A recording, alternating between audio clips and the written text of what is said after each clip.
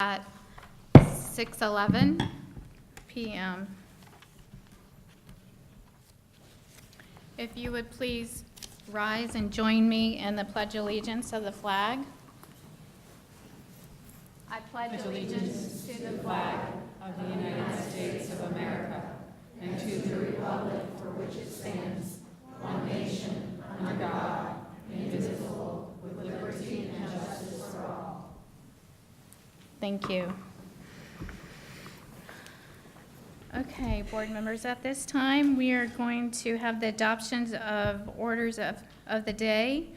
Are there any items the board members wish to move from consent to action? Yes, ma'am. Okay, I would like, I don't know the numbers okay. of them. There are two items under the personnel matters. I don't know the numbers. Do I need to find the exact numbers? The B? Consent B. Hold on. I Just have, take the letter. Huh? Take the letter that's in. shoot, sorry. No, it's fine. It's been a busy We day. are, I would like to, can I just say which ones they are? Here, got it. would you like, is it, I'd like to move item 7 from the consent agenda to the action agenda, and I would like to move item under instructional separations, there's one of those I'd like to move to action. Do I need to state the name? no. Okay. Okay, so we're gonna, There's one in item 7, and there's one in item 3. is that consent item B, correct? So I can't hear. Did you say B? B. Okay. I don't know. Yes, it's consent B. Personnel recommendations, Under, approval of personnel recommendations. we'll get better at this. No, that's fine. Yes, so. So, under instructional separations, which on the consent agenda, on the new one, I believe is under item 3? Correct, Okay. item 3. So Number three. consent item B7 and B3 Yes. to move to the Yes. action? Yes, please. Okay. Are there any other items that the board members would like to? Yes, ma'am. Okay. C and D. See. Okay. C and D. So that's the approval of donations and the approval of. Oh, dis- No, I'm sorry, that was on the last one. It's been changed. Yeah, the numbers changed.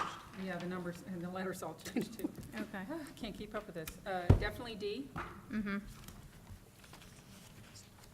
and she didn't make a motion for B? Okay, B7 and B3. okay. Do we move the whole consent item B or just specific? I'm not clear what Dr. Schiff was asking for. Are you just asking for one individual name to be removed from each section? One name, under item, jeez, 7. Yeah, I think it's one name under each. And I don't know if that, you have to move the whole thing, or how you do that. We just need for the record to be clear what is being approved as part of the consent agenda and what is being approved as a separate consideration item. So with regard to B3, Dr. Schiff, there are 9 individuals listed. Can you tell me the number of the individual that you're asking to be separately, just so we can get the Sure. minutes correct? 6. I sure hope I'm getting that right. 4, 5, 6. So it's number 6 under 3, item 3, right? And then the same thing for number 7, if you could say And whether for it's... number 7, it's number 1. Thank you. Just so that our minutes are clear. Thank you. Yep. Okay. All right. Yes. Just for clarification, Mrs. Berenberg, you were asking to have action item D moved, which was the approval of the best practices assessment? Yes. Just for good measure, let's move consent item C as well. I think that deserves some attention. Yes, thank you. Okay. It's just so much paper. So at this time, I have consent item B7, B3, number 6, and B7 was, which number was that? 1. 1. Number 1. And then C and D, correct? All right. Yes. Any others? Okay, I need to call for a motion for approval. So moved. Oh, that's okay. Okay, Dr. Schill. I second. And then second by Mrs. Rosario.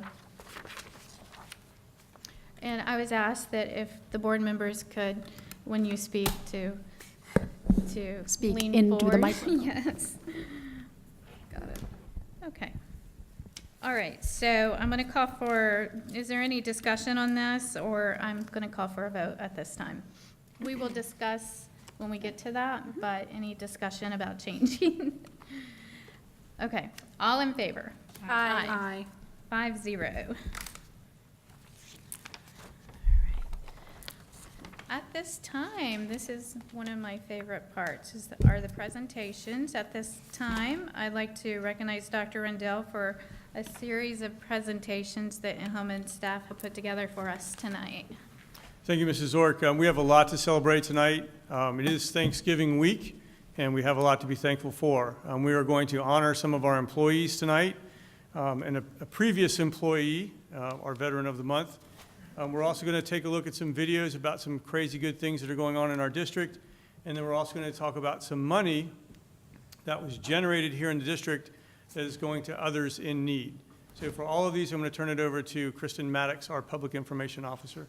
And members of the board, if you just want to join me in the audience, because we'll be doing some pictures and stuff later. So. Sure. Good evening, everyone. Let me just tuck something away real quick. Okay. Hello. Thanks for being here tonight. We have a couple of videos for you. And the first one is our Principal of the Year and our Assistant Principal of the Year video. We have a group of people that like to go out that we call the Prize Patrol. And we do this for Teacher of the Year and Employee of the Year as well. But a couple of weeks ago, we got to go out with the Prize Patrol to visit a couple of schools with very short notice and top secret information. Vero Beach Elementary School, home to Cindy Emerson, and Storm Grove Middle School, home to Hillary Poole, came together to surprise their leaders in a big way.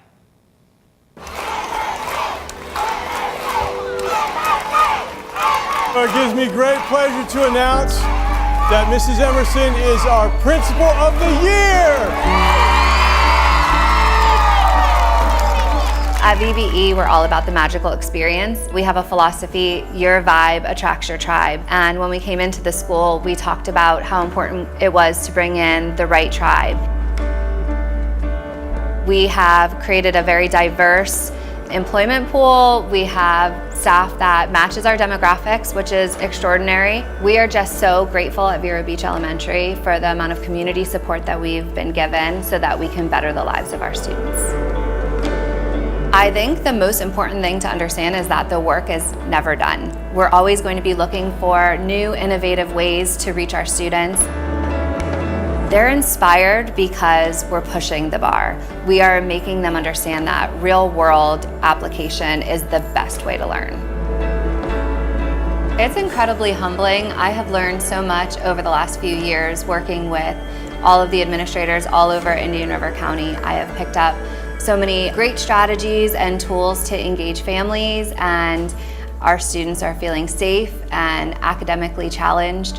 And so I'm just really honored to be able to represent all of the great administrators around Indian River County.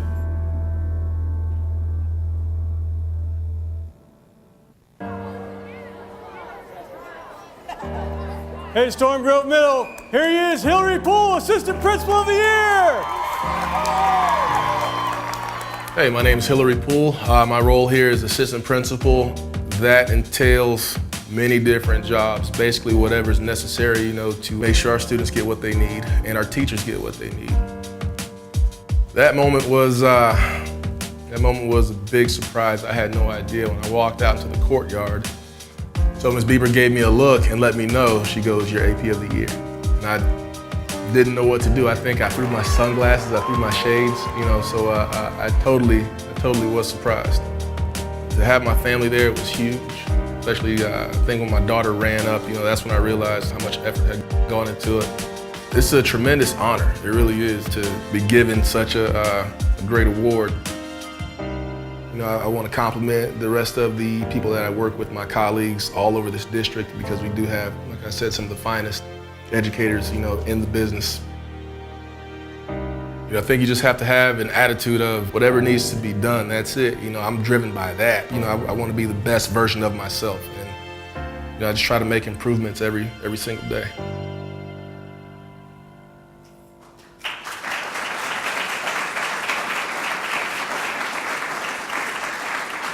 Hillary and Cindy, would you come up to be recognized, please?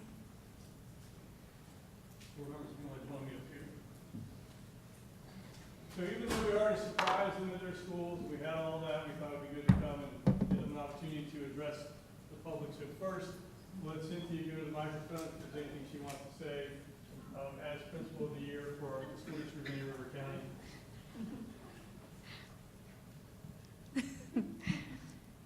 I am really passionate and enthusiastic about going out into the community and sharing all the innovation that's taking place across Indian River County. We may be a small district, but we sure are mighty, and I am really proud to be able to honor all of the hard work that's happening across our district, and I'm just really humbled by the entire experience. Thank you. Congratulations.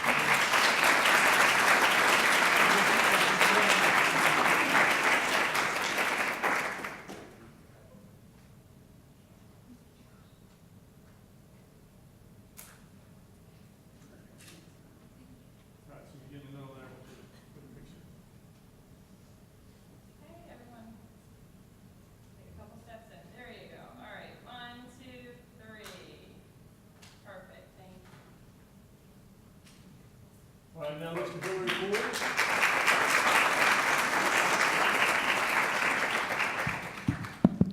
Good evening, everyone. First, I'd like to say thank you to the people that put this together. Like we said, we had crews that worked in the background, and there was a lot of work that people did at each site to make these celebrations happen. So thank you to everyone who took part in that. Congratulations to the new board members and your appointments. And thank you to everyone else who took part in this. I just want to say thank you, and again, in that I'm very humbled for this award. I just totally was caught off guard, and it's nice to be appreciated. And like I said before, I do work with some of the finest people in education. I really did mean that when I said that. So again, I'm humbled, and thank you very much.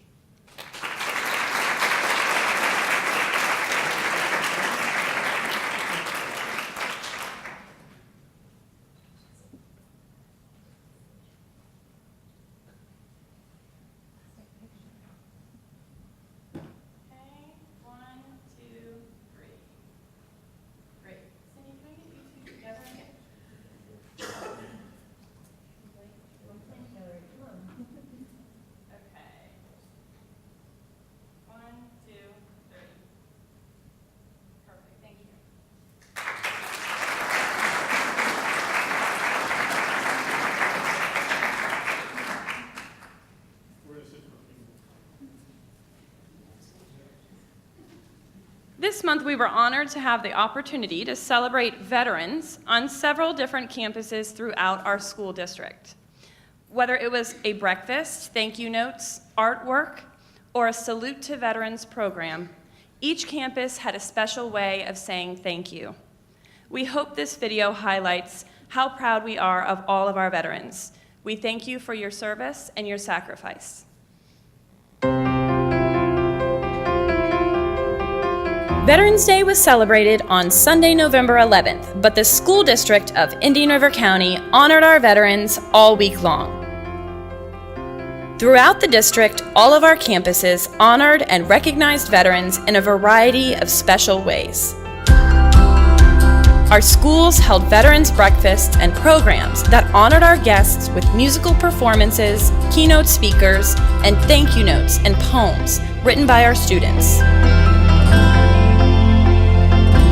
During my time in the service, it was very important to make sure that we celebrated each other and all of our local community, making sure that all of our veterans are represented. It brings that to the children and it makes it more real for them. We're not close to a military base here, so they don't have it right in their face all the time. I'm very happy when the schools take the time to celebrate what veterans do. More information the kids know and not taking the freedom for granted. I always look at it as we are the hands and feet of the Constitution. We're there to defend it and we're there to help our citizens, and that's what we're all about. We are honored to be able to recognize the men and women in the armed forces who have served and protected our country and our citizens. Thank you for your service and sacrifices.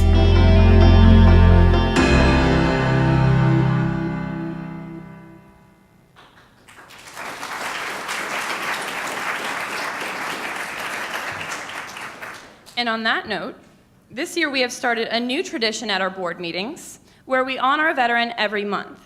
This month is extra special as we just honored our veterans on all of our campuses for Veterans Day. Today we honor Dr. A. Ronald Hudson. Dr. Hudson was an Army Staff Sergeant who served in Japan and Korea during the Korean conflict. Not only is Dr. Hudson a veteran, he is also a retired administrator of our school district. Dr. Hudson, would you please come to the podium to be recognized?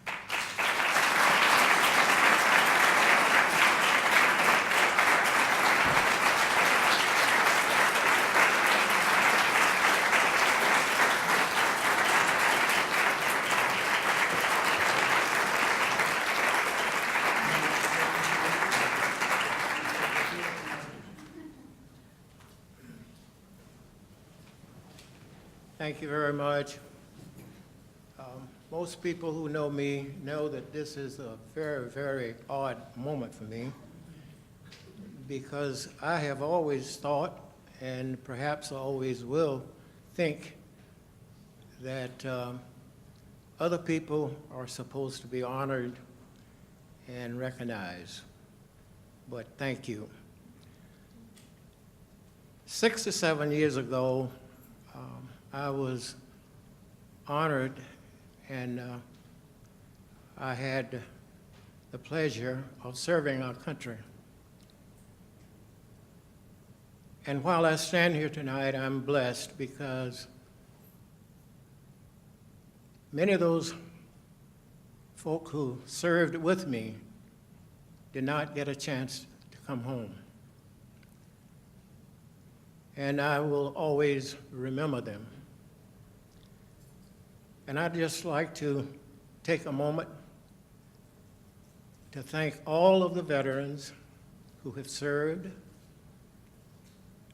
and all of the veterans who are currently serving along with their families. And let me just say it to the board, Dr. Rendell, and all of those who put this together. I realize fully that in Indian River County, we have thousands of patriotic and deserving veterans, but by the fact that you considered me for this honor, I want you to know that I am deeply humbled and I'm deeply thankful for your thoughts and your kindness. Thank you all.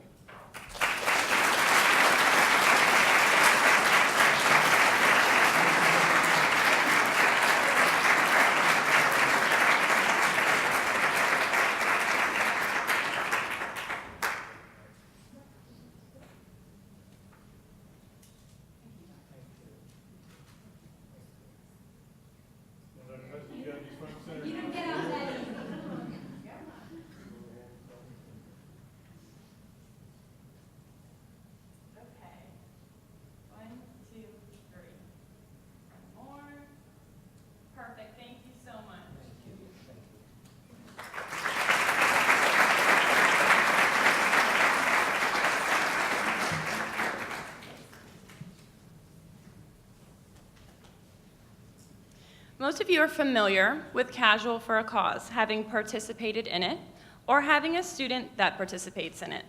Each month we have an organization that we raise money for through a donation from students, teachers, and staff members dressing casually on a predetermined day.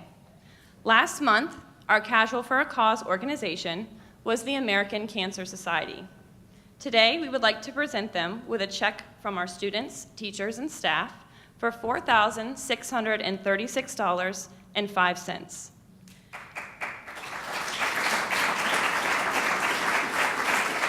Jenny Davis is here. She's the Community Development Manager for the Indian River County American Cancer Society, and she's here to accept the check and make a presentation of her own.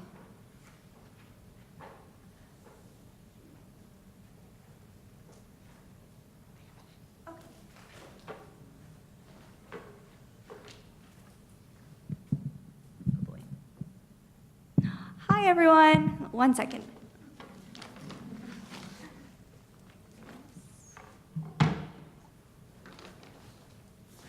All right. I just want to say thank you all so much for having us and for choosing us for Casual for a Cause again this year for October, benefiting our Making Strides Against Breast Cancer event.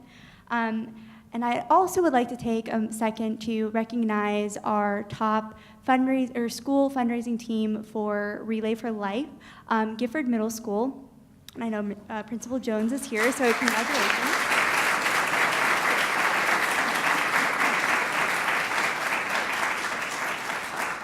So Gifford Middle School has been relaying with us for the past 13 years, and of those years, 11 of them, they have been the top fundraising school. They have raised collectively over $42,000 for Relay for Life. So.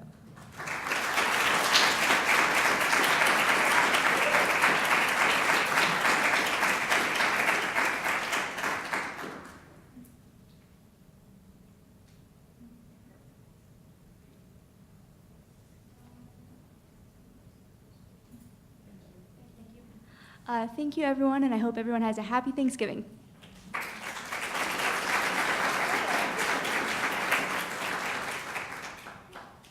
Okay, so before you go, we got to give you the symbolic check of $4,636. So if you want to pose right there for a picture with the board members and the big symbolic check. We are actually giving them a real check. That was dry erase.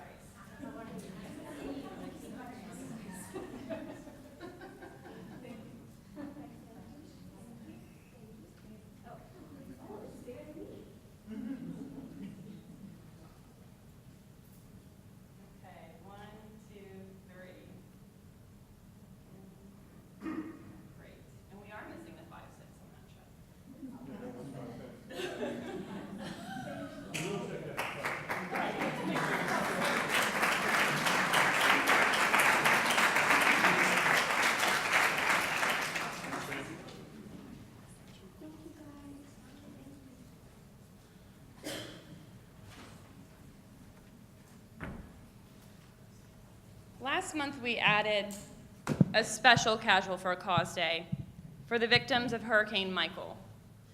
Most of us saw the devastation unfold in the Panhandle as they were struck by this hurricane. After the storm, it was obvious that several of our Florida school districts were devastated and would need assistance in several forms to rebuild. Initially, the school district of Indian River County, with the help of Sunrise Rotary and United Way, donated $10,000 worth of scholastic books for children to use in shelters and while their families and schools rebuilt, and our mobile cafes to be used for food distribution to give to the Panhandle. After a special Casual for a Cause Day was added in October to raise the remainder of the money for the scholastic books, with the help of our students, teachers, and staff donations, we surpassed our original goal of $10,000 by $5,333.64. The surplus amount was donated to the Rebook to Rebuild program, organized by the Florida Education Foundation. Our donations of the scholastic books, mobile cafes, and contributions to the Rebook to Rebuild program, totaling over $15,000 in books alone, will impact nearly 54,000 students who attend 9 different counties devastated by the storm.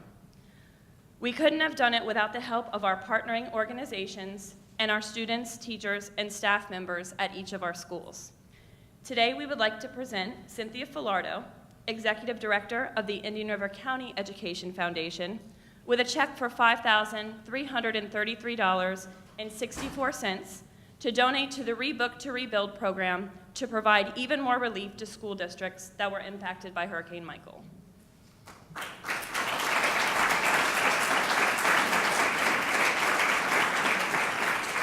I just want to say Indian River County is such a very special place, and it's such an honor to be here with you, and I'm very thankful for each and every one of you, for this community, for our school board members, and it's my pleasure to serve as the membership chair for the Consortium of Florida Education Foundations, and I'm always telling everyone, I'm always very proud boasting about our county. I think they're tired of hearing about us, but I mean that from my heart, because there's great things happening, and it's a pleasure to be able to share that with not only the state, but the world as well. So thank you for all that you do to make our state great. Thank you.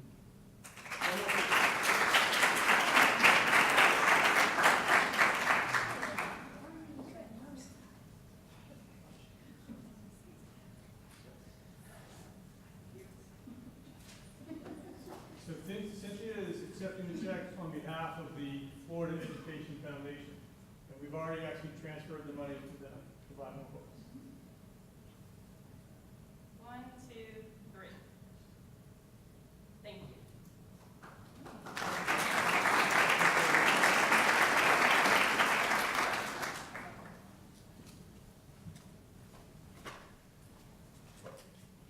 Thank you, everyone. That's it for presentations for tonight.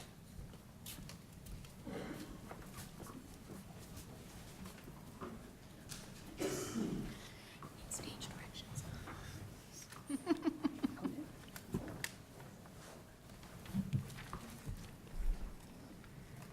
Mrs. Zork, if I could for a moment.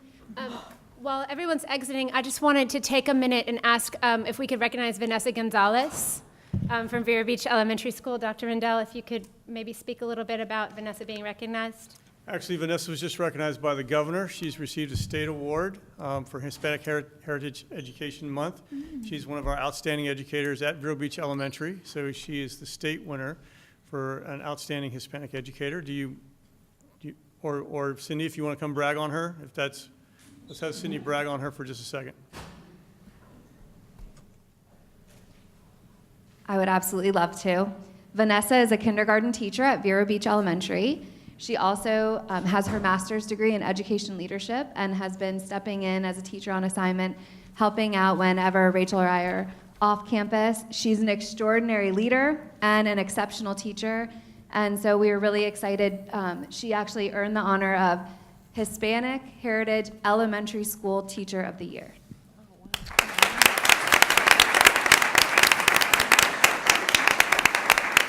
I just want to say thank you. It's my honor to represent Vero Beach Elementary and all educators on behalf of all students, not just Hispanic educators, but I really think that the main language that we speak is love. All children recognize and speak the language of love, so I'm happy to represent all educators. Thank you. Thank you.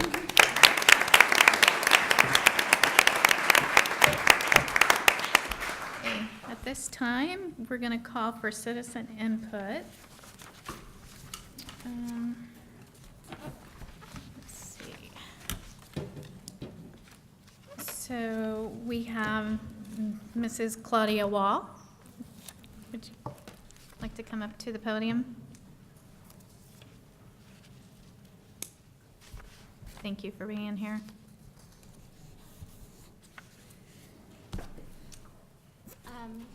First of all, I want to congratulate all 5 of you as our new board.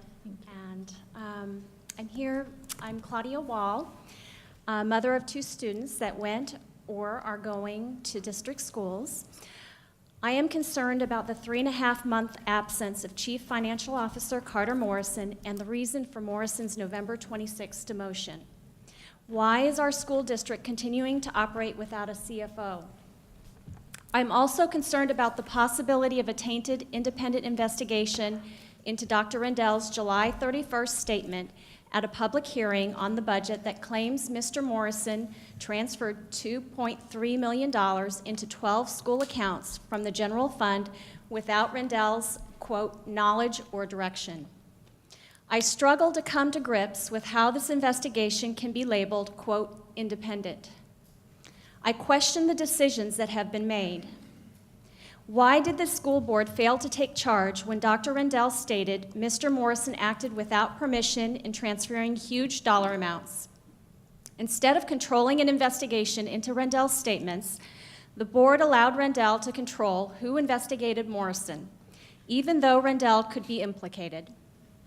On August 1st, school board attorney Suzanne D'Agresta hired Orlando attorney Wayne Helsby to, quote, provide legal services to and on behalf of Dr. Rendell, as well as to investigate the, quote, incident.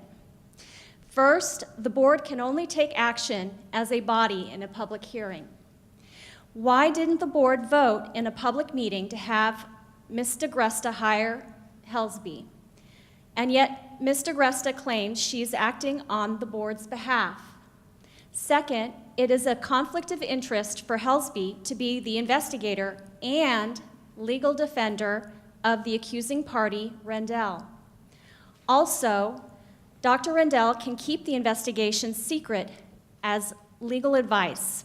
Third, Rendell, as the accuser, has sole access to the investigation materials, being forewarned of any evidence that disproves his assertions and with the ability to bury the evidence.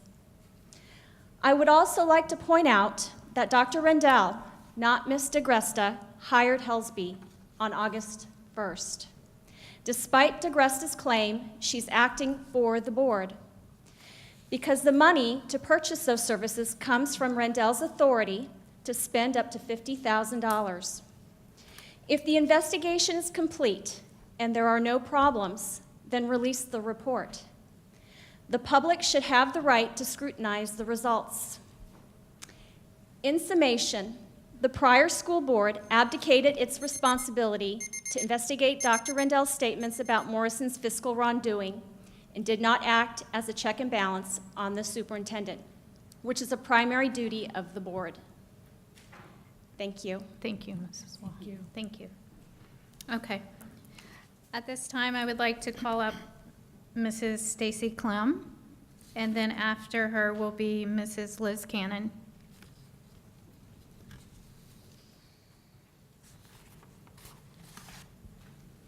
My daughter's very excited to see me speak. It's funny. I'm Stacy Clem, and I just wanted to come up and congratulate everyone on the new board. I'm excited. You know, running, I knew we would have an all-women's school board, but then sitting back there and seeing it, it's just, I think it's pretty awesome. I asked Sylvia what she thought. She said, cool. So I think it's pretty cool to see women up there taking charge. So I wanted to welcome you, and I also wanted to say, for the last 11 months, I've investigated the school district, and I found a lot of things that really, really trouble me. And I think that the three of you that were also running know these things, know some of them anyway.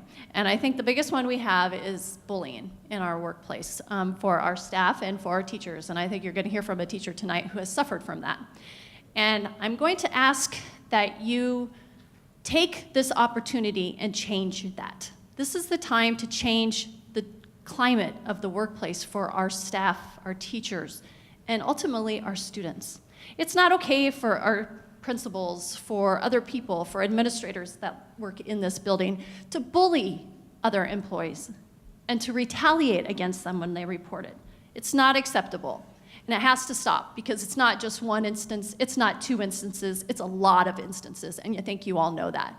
So this is your time to really shine and to really address this issue, because it's got to stop, because it's hurting our students. It hurt my son last year, no teacher. It's hurting our students. So for you guys to get in there and get to work and figure this problem out, that could be the thing that could turn this district around. So I'm going to ask you to do that. And you know what? If you do it, I'm going to be your biggest cheerleader. I'm going to come up here every school board meeting and say, good for you. But if you don't, I'm going to come up here every week and call you out on it. And I will make sure that everyone in this community also knows. So it's up to you to do your job and to do it very well. Happy Thanksgiving. Thank you. Thank you for coming out. Okay, Mrs. Cannon, and then I have Mr. Mike Murray next.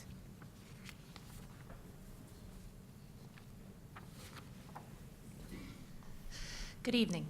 Liz Cannon, IRCEA. There's a lot on your personnel recommendations to consider this evening. First, from the instructional separations portion, removing those entering into drop, 7 of the teachers who will be separated from us, 5 were hired this year, 6 within the last 2 years. Based upon consent agendas, it appears that we have lost 24 teachers since August to resignations or terminations during probationary periods. While I know that there are reasons, we should be aware of how many teachers we are losing. We did hire 45 teachers in that same period. Let's ensure that we nurture and foster these teachers so we don't lose any more. Our average years of experience has been dwindling steadily over the last 10 years, and we have dropped an average of 2.82 years from 12.5 in 2008 to 9.68 last year, while the state average has only decreased by 0.9 years from 12.13 to 11.33. Experience is important, which is why I also question another item from tonight's personnel recommendations, the transfer of Mr. Carter Morrison from Assistant Superintendent to Transportation Coordinator. While I do not claim to be privy to the reasons behind this move, I am quite familiar with Mr. Morrison. In the 14 years he has worked for the district, Carter Morrison has demonstrated ethics and strict attention to detail. We have not always agreed on the issues, but we have always done so respectfully. Mr. Morrison is the reason our district has such a high credit rating. He treats his staff with kindness and respect and has always demonstrated honesty and strong moral character in my presence. If this investigation had turned up evidence of malfeasance, determining that this demotion, why would he be demoted and not terminated? Additionally, Mr. Morrison has taken on other responsibilities and done so remarkably. Last year, as employee benefits became under his department, he helped provide to the IRCEA building reps the most comprehensive training of the employee assistance program we've ever had. He helped identify flaws in our mail order prescription program and brought in an alternative. He encouraged the return of the position of Director of Risk Management to streamline so many of our faltering processes, all designed to save the district money in the long run. Mr. Morrison's character speaks for itself. He is a good man who did good things for our district. Please do not punish him with a demotion for his years of dedicated service without a very good reason. Thank you. Thank you. Okay, at this time, Mr. Mike Murray. And then after that, we have Mrs. Neal.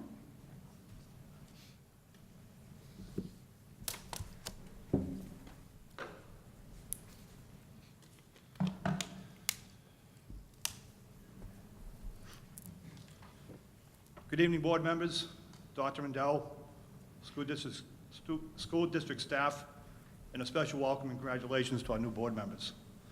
My name is Mike Murray, CWA President of Local 3180. Since we started bargaining for our new contract on April 2nd this year, we have only met 6 times with no fault of the CWA, as we have had several sessions canceled by the district. We have gone through 2 chief negotiators, and now we are told that Wayne Helsby of Allen Norton and Blue will be the district's 3rd chief negotiator. We have been told many times that the district has the money for raises, but they can afford an outside attorney as its chief negotiator. How is that so? Dr. Soot and Mike Smeltzer have been sitting across the table for us for the past several years. Why can't one of them be the chief negotiator? As we all know, no one can make a decision at the table. All the proposals go in front of the superintendent and the school board for a decision. So why do we need an outside firm to act as chief negotiator? Now it is the end of November, and we are still working without a contract since it expired as of June 30th. Yes, we've been working 5 months without any hope of a pay raise or cost of living increase or any contract decisions. Our bills are ever increasing, and we are trying to survive our stale wage increases of last year, which was an average of 36 cents per hour. 36 cents. Really? Who can survive on that? We are trying, but we are so sacrificing so much. The school district is one of the largest employers in Indian River County, and most of our support staff love what they do. They love working with the children. However, they do not love working for the district. Just getting a simple paycheck, as little as it may be, is their satisfaction. We've been told many times that our support staff is the backbone of our district, the unsung heroes, the behind-the-scene leaders. Well, it's about time we get started treating us such. Please stop feeding us pennies. No one will take anything that you give us because we are trying to survive. We deserve a fair wage to coincide with the area's cost of living increase of Indian River County.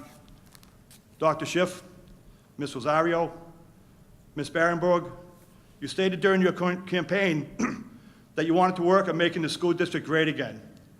Please join your fellow board member, Mrs. Zork, and Ms. Justice, and work with us.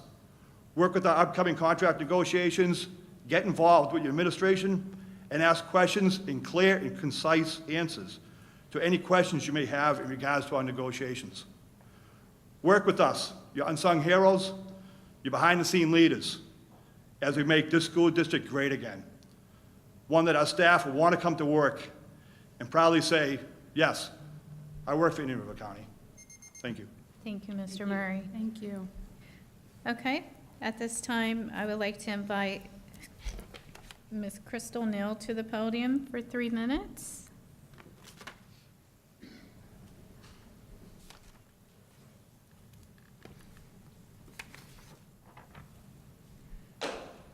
Hi, and congratulations to the new board member and board members, and nice to meet you all in person. My name is Crystal Neal. I'm a single mother, a certified teacher, and a Bible school student who relocated to Vero Beach this summer with my son when I was offered an ESE teaching position in this district. I am here today to address a difficult but important topic, and I think we've heard a little bit related to it. And I'm very appreciative of the time and consideration that each school board member has already given to the issues concerning the proposal set before you this evening that I be dismissed without a cause. I feel it would not be possible in 3 minutes to share all that has happened to me personally, so I would like to make a few general but related statements about some of the changes I feel are necessary for recruiting and retaining good teachers such as myself. I believe teachers should be openly supported in order to eliminate feeling we must work in any form of fear of harassment, bullying, discrimination, and/or retaliatory practices if we see the need to report issues. I believe teachers should be given the liberty to report issues with the assurance that we will not be penalized or persecuted for sharing what we deem is necessary based on our best professional judgment. We can change wrongful practices and begin treating teachers such as myself with respect and dignity as human beings by encouraging leadership practices which support teachers in our desires to work in peace and with the liberty to openly share our concerns, knowing we'll be protected when we need to be heard. Teachers should be given confident assurance that we can have a respected and protected voice in the workplace. We will fill our classrooms with happy, hardworking, qualified teachers when we begin to gain a strong reputation as a district which is supportive of teachers speaking out when needed to leaders who are fair, open, honest, and forthright in all of their practices. I believe good qualified teachers such as me want nothing more than to focus on our job of teaching and serving students and families while also being given respect with the liberty to openly express our concerns without fear and without concerns being addressed in a sincere and responsible manner, given credence, positive responses, and certainly without any retaliation for doing so. And we want to be able, given the ability to peacefully earn a fair professional living in order to also support our own families. I am praying that as a best possible outcome concerning all that I have experienced, that I be offered the fair opportunity for a fresh start as a teacher by being placed in an appropriate teaching vacancy. Thank you, Mrs. Thank Snow, for you. coming. Thank you. Okay. So board members, at this time, what we're going to... Madam Chair, Yes. we've heard from several speakers. What is your process for getting in touch with these individuals? And who will follow up with board members to let us know if the resolution's reached? We do have contact information for all the individuals that come forward tonight, and board members are definitely encouraged to reach out to the individuals that they would care to reach out to individually. Dr. Rendell, would you like to speak to that on following up? Thank you, Mr. Chair. Typically, we respond to questions and concerns from citizens that are asking questions about information. And then when we respond, we actually copy the board members on that response so they know that we did respond to whatever questions that were brought up. If it's something, a question about policies, procedures, practices, and things like that. Okay, so will everyone that speaks before the board be responded to? I guess that's my question. I can't say that everyone who spoke before the board will be responded to. For example, Mrs. Cannon, she spoke about some generalities, she didn't actually ask questions. So we will watch the tape and see, who asked for what, and if there are questions about things could be changed, different, situations at a school, then we respond. Okay, but we will be emailed with that Yes, ma'am. information. Thank you. And that is something that we can always bring up under one of the discussion items if there's a better way that the board would like to move forward and looking at it a different way.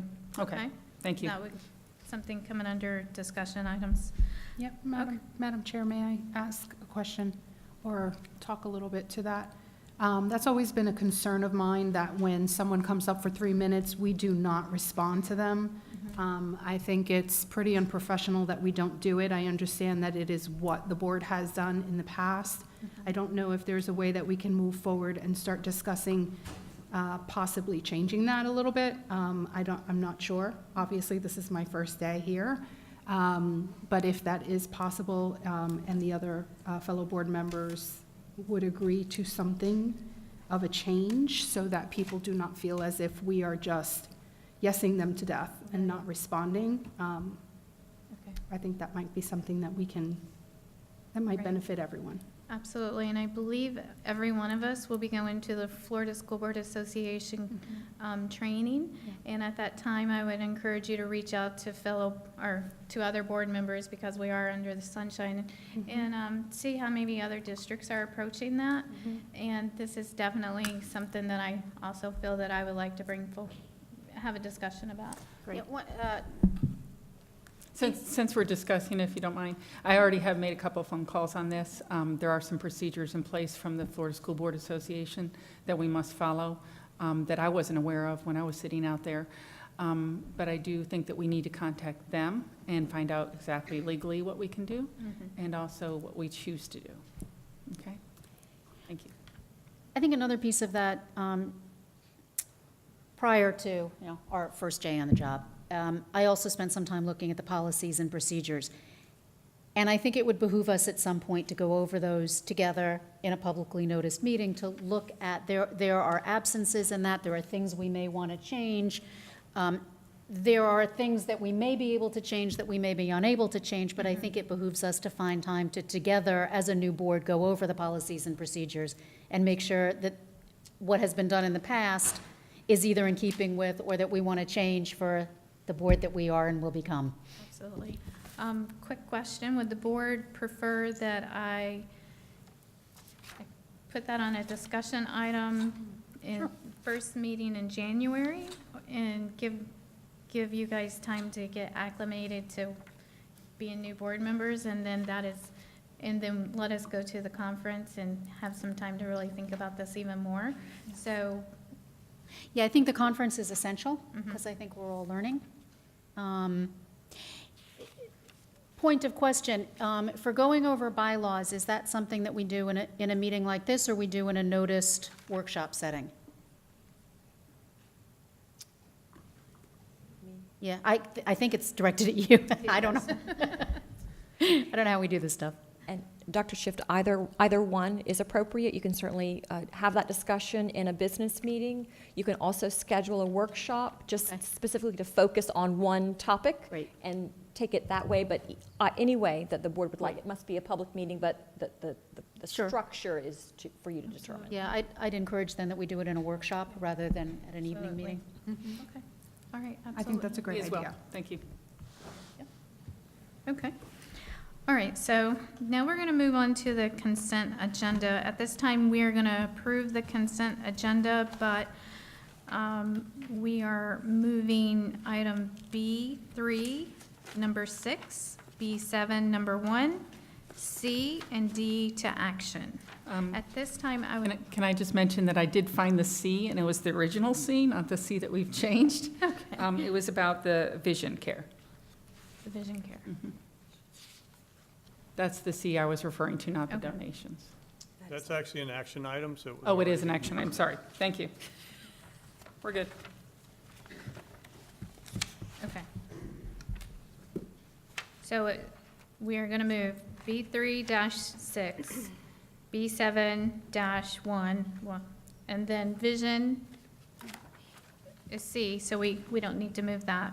No, Mrs. Zork, if I could make a motion that we move consent item B3-6, B7-1C, which is the donations, and D, which is the approval of the best practices assessment, to the action item agenda, but pass the rest of consent, which would be A, and the remaining items in B. Okay. And so, Second. okay, Mrs. Justice with the motion, and then Dr. Schiff with the second. Okay. At this time, any discussion? I feel like we've discussed it a lot, but does anyone have anything else to say? Okay. All in favor? Aye. 5-0. Okay, so now we are going to move to the action agenda. So typically what happens is we go through the items in order that we pulled from the consent. So at this time, we have B3, number 6, that,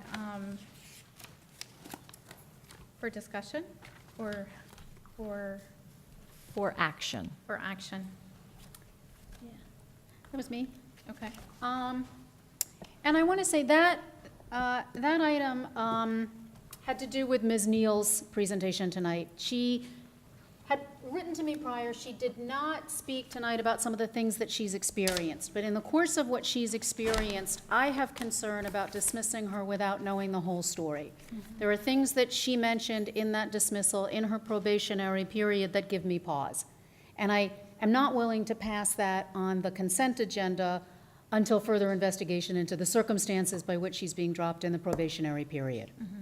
So again, I'm not sure on process, but what I want to do is not have her terminated but in the probationary period until such time as I'm clearer what that experience has been, and the degree to which, if she's being dropped without cause, like, why? Why is that? I just not willing to see that happen right now.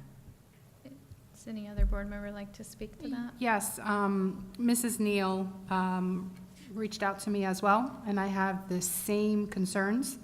I understand that during a probationary period, it is the discretion of the administrators who observe the teacher.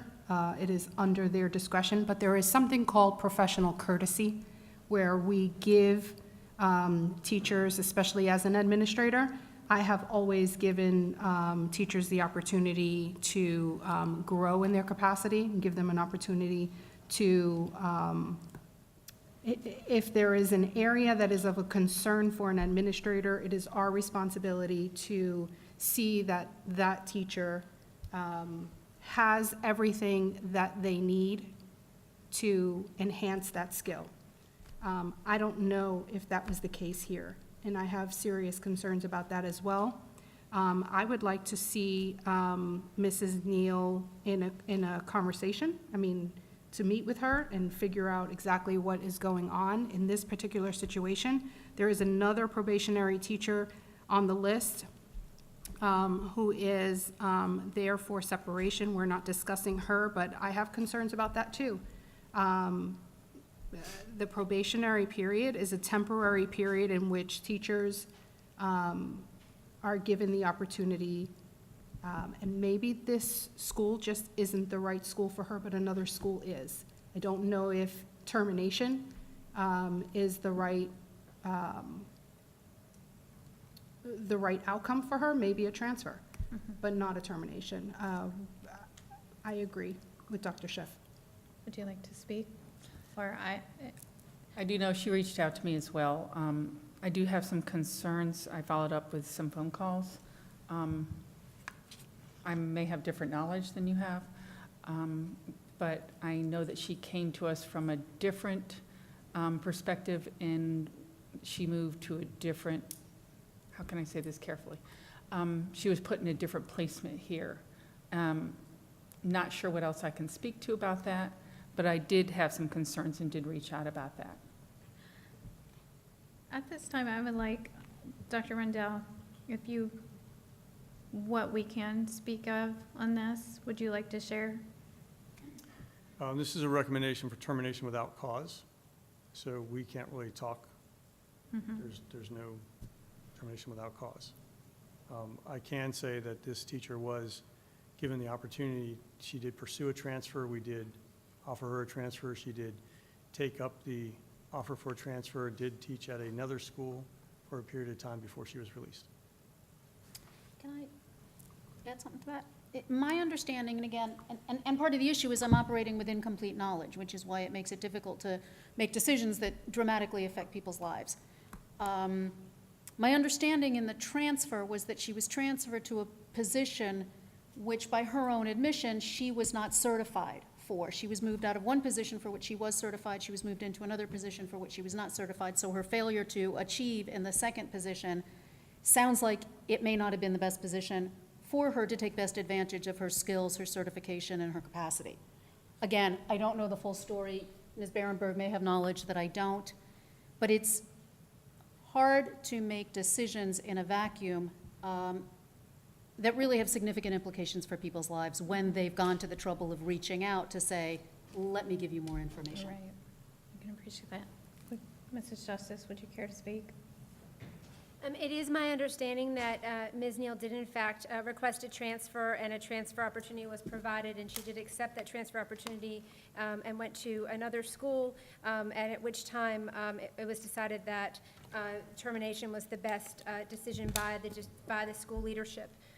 I guess the question I would ask, and perhaps two people that are currently sitting on the board that have served as district administrators before might have a perspective as to if you were a principal and you recommended for termination a staff member because you didn't feel that they belonged at your school, they didn't feel that was in the best interest of students, how it might affect your ability to do your job, to have that decision questioned or reversed. There's a difference between having all of your terminations questioned versus one person who has actually come to us with a concern. Certainly, administrators district-wide and all over the world would not want their boards to reverse every decision that they make. But we're only talking about one particular situation right now. So in this one particular situation, this teacher has serious concerns that go beyond classroom instruction. There seems to be concerns with intimidation and bullying and some other situations that I'm not so sure if this is the right platform to discuss those details. However, since we are discussing it regarding this one particular situation, I think that it wouldn't hurt any final decisions long-term for us to discuss this one particular teacher. Seeing that I have been a principal before, I will say that, yes, you do not want that questioned if you've gone through that. and made that decision. That's a tough decision, it really is. And when you give everybody a chance and, you know, keep supporting and it doesn't work out, that's not what I'm questioning. What I think I'm questioning is a placement into a position that you're not certified. That is the part that just concerned me. If you're going to give somebody a second chance, and let's say they've taught pre-K before and you put them into high school, are we setting them up for success? That's the only thing I question here, is could we have perhaps transferred them into an open pre-K ESE position or something like that, that they might have thrived in? That's the question I have. I do not want to question principals. I don't want principals to think that we're questioning them. But I do think every once in a while there is an exception when you're in the moment and it's frustrating in your school. Perhaps another situation is better if that person is better fit for that position. But if they're not, they're not. And may I follow up also, because the question was specific to my experience, and as my experience, whenever I have had to have the unfortunate situation of letting someone go, I've never let them go without a letter of recommendation for something. You know, that someone is good at something, no matter who you are, you have gifts. And whatever those gifts are, I have always encouraged that maybe this just isn't the right school, but another school may be the right school for you. It might be the right pairing, maybe a different grade might be the right grade for you, something else. But I personally, to respond to that specific question, have never just let someone go blanket and, you know, I don't think I can have the heart to harm someone's livelihood. But that said, just like Mrs. Barenborg mentioned, we would never place someone who's not certified. You know, we have to get out of the habit of just placing a body in a classroom just because we need a person there. That's why so many people have long-term subs. So many parents are complaining about long-term subs in their classroom because we're just placing bodies in there because we have to fill a position. That's not good practice for us.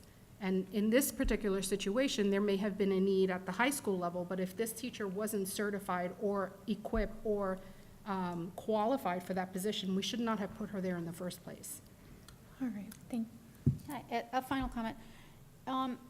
We've heard a lot over time, for me during the campaign, U.S. school board members, and over time, and we heard a lot about it tonight, about real concerns in the district about bullying and intimidation and ways in which people who work in this district don't feel like their voices gets heard. I'm really committed to shifting that, and I think this is an opportunity to start hearing what people are saying to us and to start paying, you know, I just don't want to continue to step over what people are telling us over and over and over and over again. Absolutely, thank you.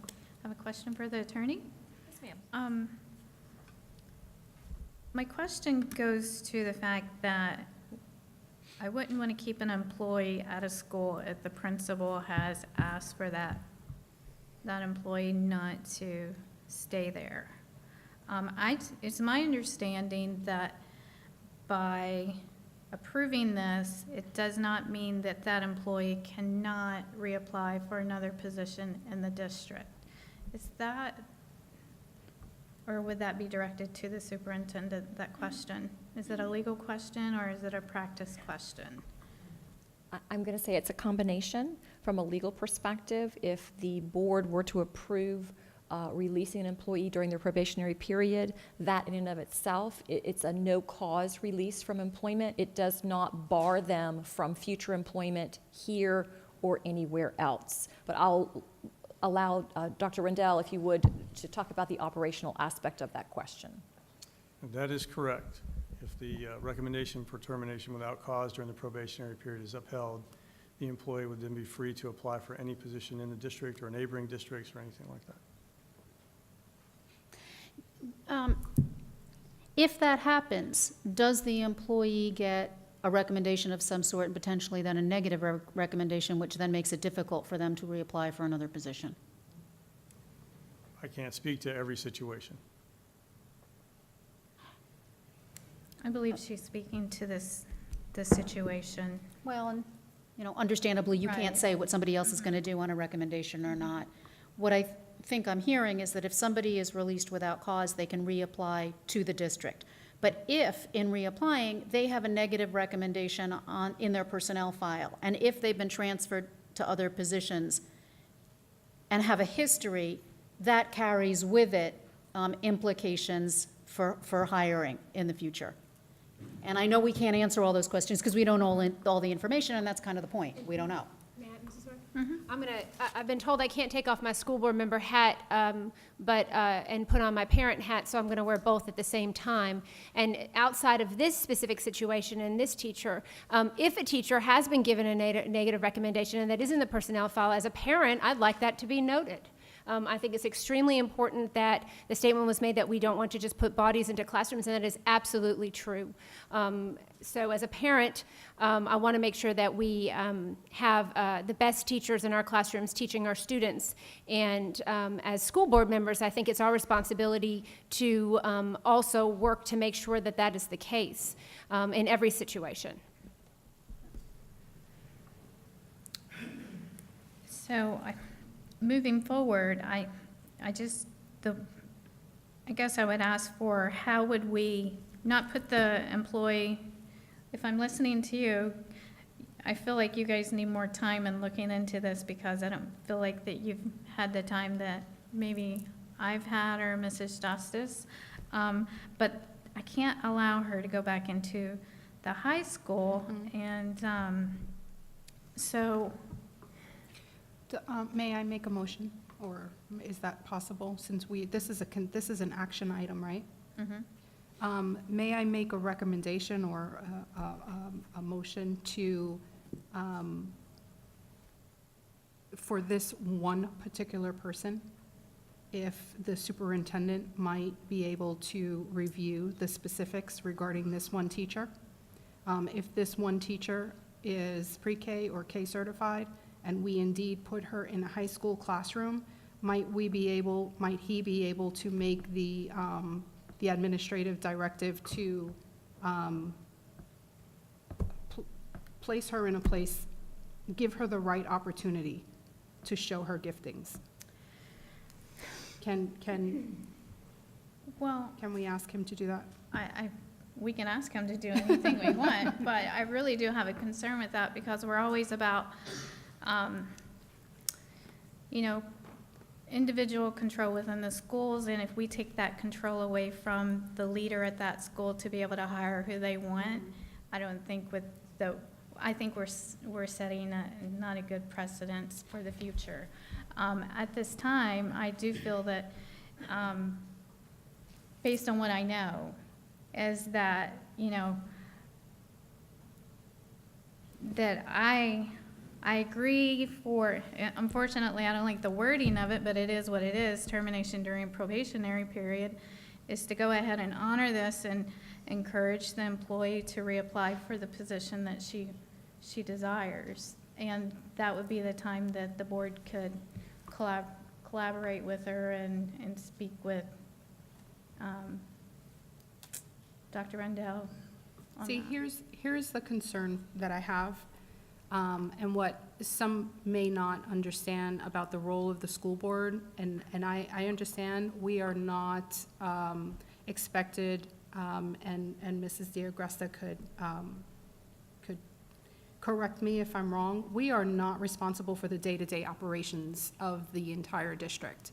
We set policy, and the superintendent makes those policies work. He sets them in action. So I get that. I understand that. But when we have constituents calling us and asking for our support because they're not getting it, then what? Well, Then it's a catch-22, you see? So we're here to be the voice of the constituents, and I understand that the day-to-day is up to the superintendent. But it's a messy situation, because there are things that are happening out there that are not fair. They're not fair. It's not good practice. And I believe, I can't speak to my fellow new board members, new elect, but for me, I've heard it over and over and over again, and I've experienced it over. And when does it end? At what point do we say enough is enough? And that's a rhetorical question. I may not get an answer right now. Right. But I think that's something that was a big issue on my platform, and I think I just wanted to say that, so thank you for hearing me out. Well, I appreciate that. I do know, now from my 2 years of experience, that we can be compassionate and, you know, our hearts can go out to their personal situation, but we really, you know, we're not always going to agree with every constituent just because they reach out to us. And that, you know, and I'm a people pleaser, so I want to make everyone happy, but in this situation, unfortunately, there's not a win-win situation, or, you know, so I just. Madam Chair, I think we need to support our administrators, but I also think that we need to keep open mind when somebody does reapply for a position, especially if they're in a position where they're out of certification. I do want to have us as best practices if we have a personnel issue where we have to transfer someone, that we make sure that we try to transfer them into a position that they're certified in. Right. And I would like to see that as a practice. Absolutely. And that is something that, as a board, we can work on that, but at this current time, we have to make a decision here. Mrs. Justice, would you like to speak to this?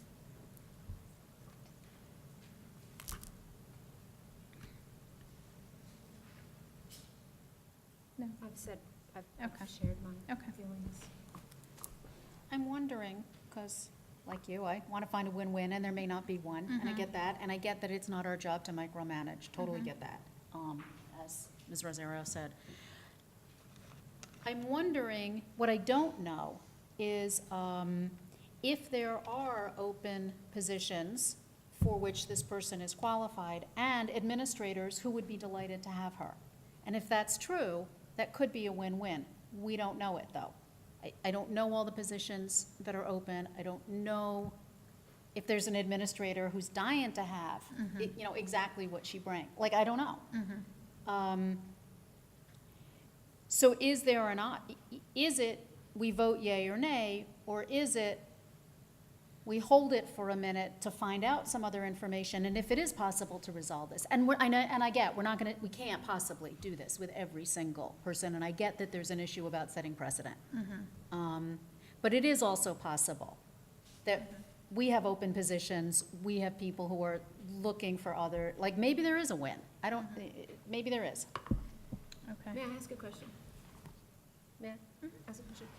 As this is a termination without cause, there will not be any note in a personnel file regarding this as to cause, because it's a termination without cause. That's correct. As far as a recommendation is concerned, if this individual came back to be hired for another position and we cannot control what an administrator may share with another administrator in the district, was that also correct? That is also correct. Okay. If it was not a good fit, it's a termination without cause, there would be no note in the employee file, and if the administrator at that school felt that this person may, it's their opinion, they may share that this person might be a better fit in another, and then it would be for another administrator to make that choice to have this person join their school as they are that building leader.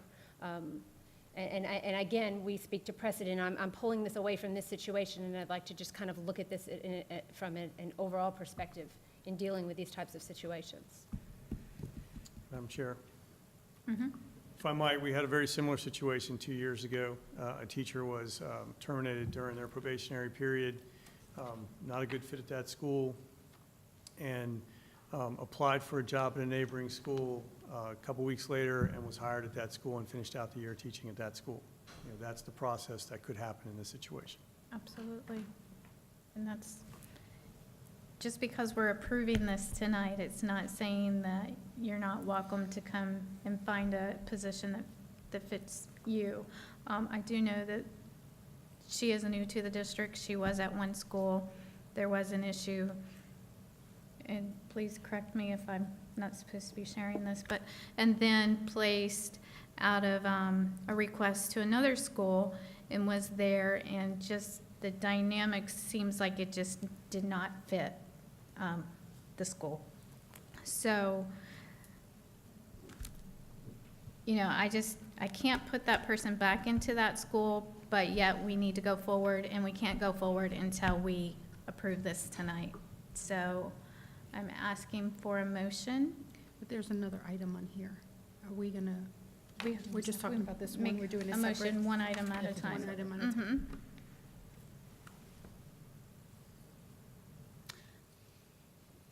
Are we able to, because the person is here tonight, are we able to address her or invite her to?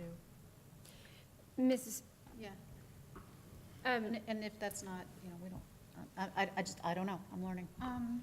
I'd like to speak to that. Until, it sounds like that you've not had a chance to really speak with the administrators or learn more about the situation. And it's hard for me to speak because I don't want to say too much because out of respect to the employee. That before we were to bring her up here, I would hope that we could speak to the administrators first and learn from that, and then maybe that would help in asking the questions. So tonight, I don't think that would be a good idea, but. Okay.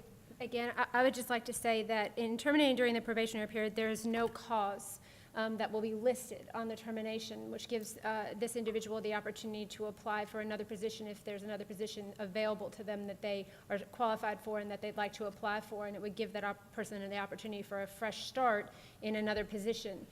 As we continue this conversation, and perhaps even in some of the unforeseen ramifications of what you have suggested may perhaps jeopardize that in some way. So I would, if we are in need of teachers without a doubt, and if this person is a qualified teacher and there is an administrator that feels that they would be a good fit at their campus, I would imagine that they will grab them up immediately and put them to work at their school.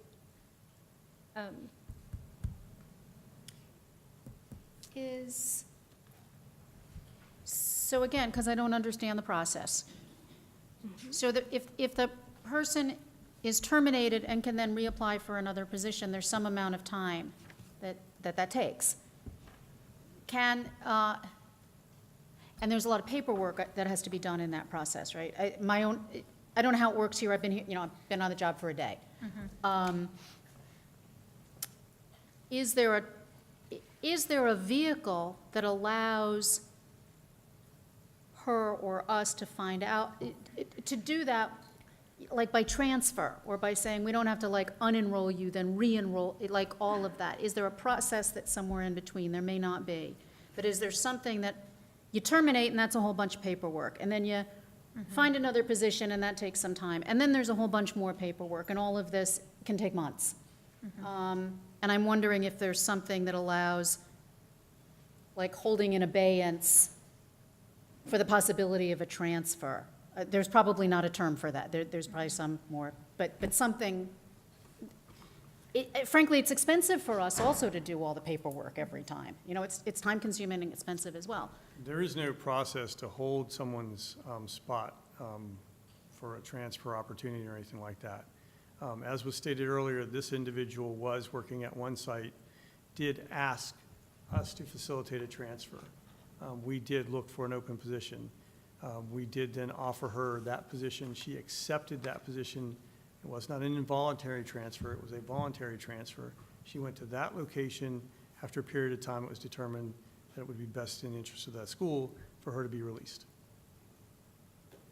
Process that you're describing, there is no formal process for that, but in a sense, we already did that. With respect, and I mean this, with respect, when she was being as I understand it, when she was being let go from one position, and She's transferred. not being let go from one position. When she was transferred from one Was offered position. a transfer When and she was she offered the accepted it. transfer, she was transferred to a position for which, by her own admission, she wasn't qualified. I'm not But- sure that's accurate. It may not be, but that's my point. I don't know. See- That's all I know. And so if she wasn't qualified, of course, she's not going to be successful. But was in a position of like having to go now. So, you know, I don't need to belabor it ad nauseum, but it's just, it's complicated. Right. You know, and I want to respect the degree to which we honor these things. Right. So, I move that we continue with the termination during the probationary period without cause for consent agenda item 3-6. I'll second. I'd like to speak to the motion. This is a difficult situation, and as I believe this individual stated they'd like a fresh start and an opportunity at a school, it is my hope that there will be an administrator, if there are positions open, that she will actively apply for those positions, and she will be considered as any other individual would, to be able to give back and to continue to serve in the school district if that building leader chooses to hire her. I'd like to say the same, and I encourage her to interview for a position that she is qualified for and certified for. absolutely. All right. So at this time, does that conclude discussion? Okay.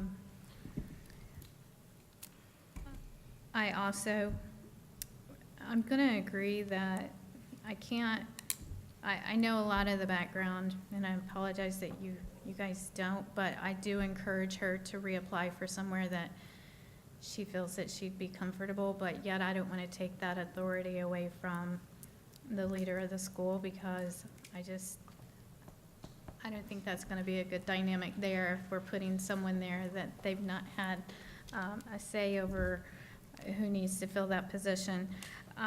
But I do encourage this person to reapply, and I'm sorry it didn't work out at the first two schools, but third time's charm, right?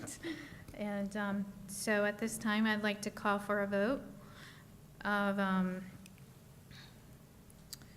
termination during probationary period. And I don't need to say the name, do I? No, ma'am, we have Okay, it in the minutes. okay. All in favor? Aye. Aye. Nay. Nay. Okay.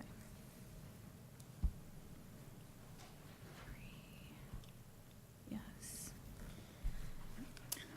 Mrs. Esplin, 3 yes, 2 no. So the motion carries. Okay.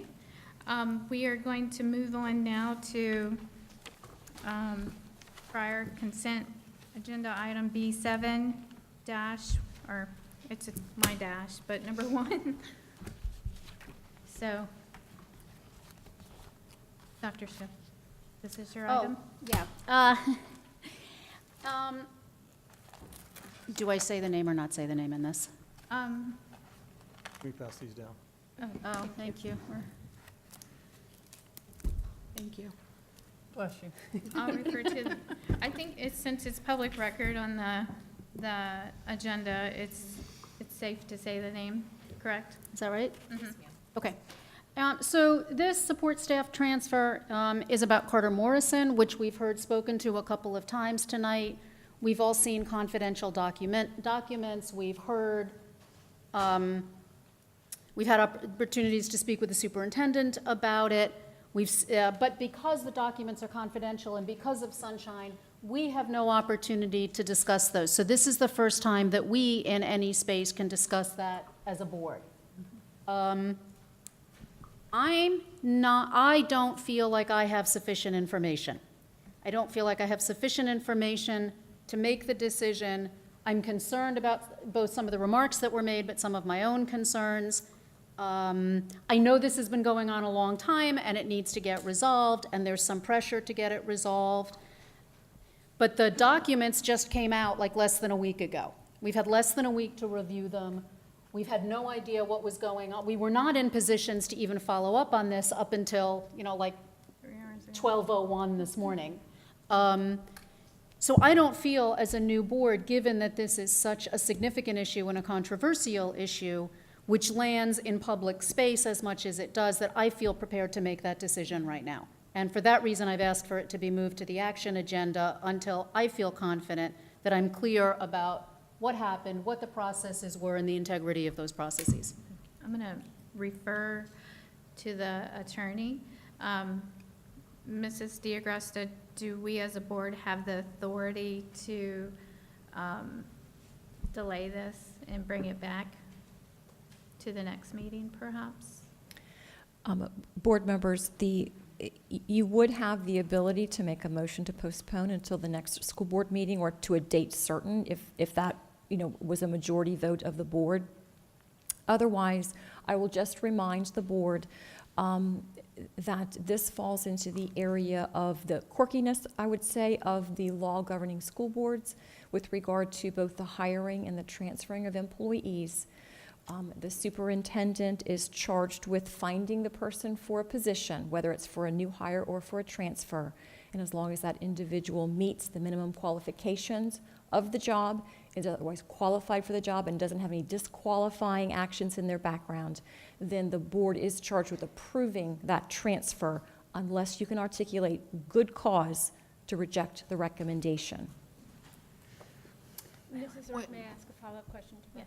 Can you, when you say good cause, it would be good cause that the minimum of qualifications is not being met for the position?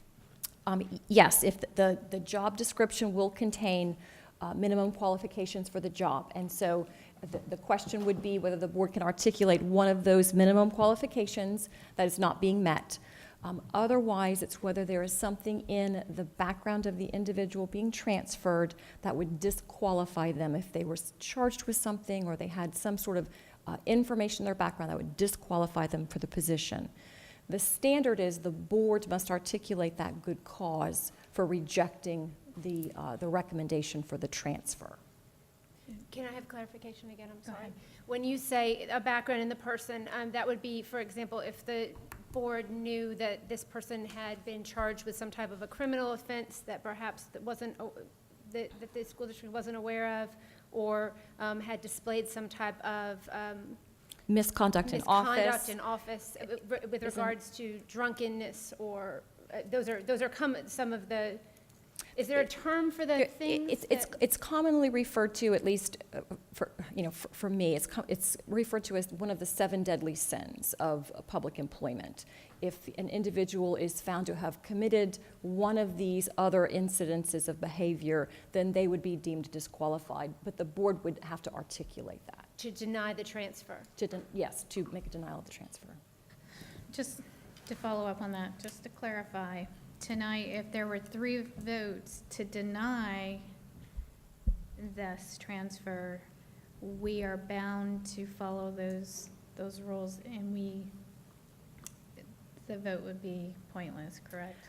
I'm going to answer that with 2 pieces of information.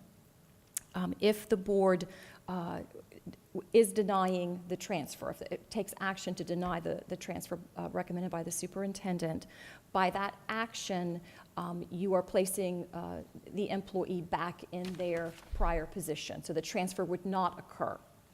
So that's the action, the physical action of the employee. And then secondly, it's possible that the board would be subject to a legal challenge. I don't know if it would happen or not. I don't always want to say people sue, but it could open you up to a legal challenge with regard to failing to follow the recommendation without articulating some sort of good cause as to why you are denying the recommendation. If there are 3 votes, consensus, based on what I'm hearing, if you prefer to have time to really weed through the details, because I understand a lot's been thrown at you the last couple of days, right? It sounds like we can postpone it, but perhaps maybe not change the outcome, but I'm I do think we can postpone it, so. Can I make a statement? I want to make a comment on this with respect to Mr. Morrison and to the district. I want to respect everyone's rights here, and the timing on this is very difficult. I think something that's been going on for this long and then having a new board vote on it the very first night of our board meeting is very difficult. And due to some recent confidential documents as of, I got to read them an hour before the meeting, I'd like to request that we either table this or we have an independent audit completed by another auditor that understands school budgeting and finance. I think I'm concerned that if we have an independent audit, we need to make sure that that audit is someone that really understands what's happening in the situation, no matter what the situation is. I just think it's only fair to our employees to make sure that we're being fair. That's what I want to say. So, do I have a motion to, may I, go ahead.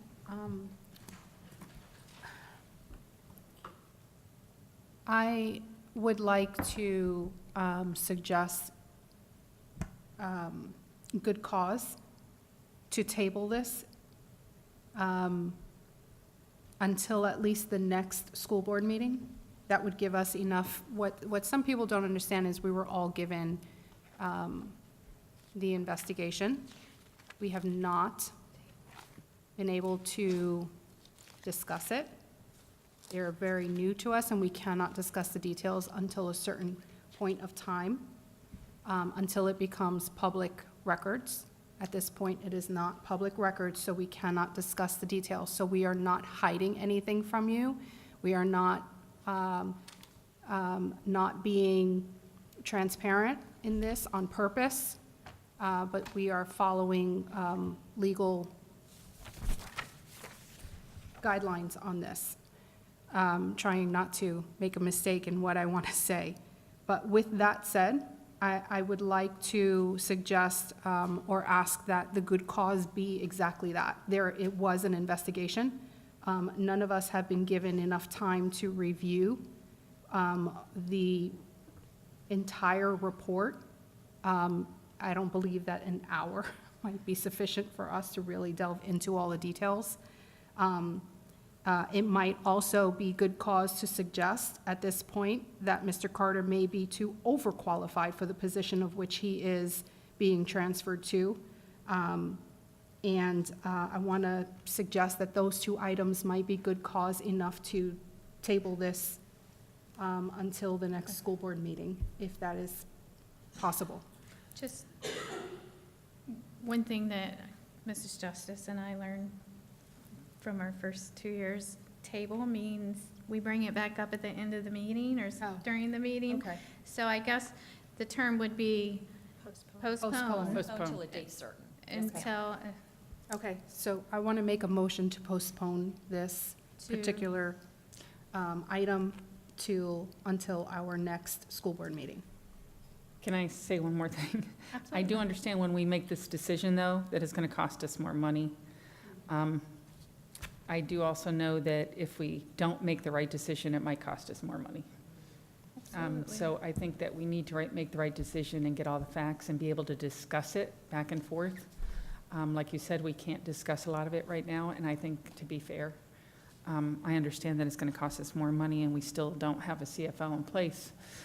But I also think, being my first day, that I think I need to be able to give more time on this. okay, so we have a motion to postpone this item until, when is our next meeting? Mrs.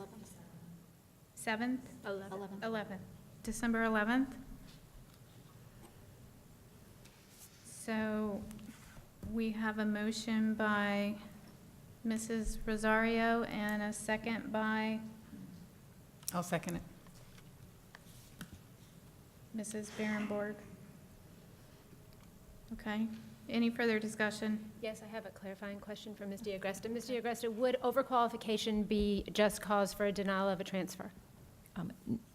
No, ma'am, not under the interpretations of meeting the minimum qualifications. You can be overqualified, you just cannot be underqualified with the superintendent recommendation. But on the flip side of that, in those, and I don't have the document in front of me because I just got it a couple hours ago, but of the 7 deadly sins, what we also haven't demonstrated is if there has been misconduct. What if there has? Right? What if there's something else going on? We don't know that, and that would be under one of those 7 things, right? Yes, ma'am. But as Ms. Berenberg is suggesting, we just haven't had time to digest and engage in that exploration. That's more of my point. I have read through every single Right. thing, but. A couple times. Yes, with a lot of marks, and I have discussed it with the superintendent. I am concerned about what we received the hour before the meeting, or I received an hour before the meeting. And I also am concerned that right now we can't talk about it in the sunshine. Absolutely. And I really feel like, having been the CFO for how many years?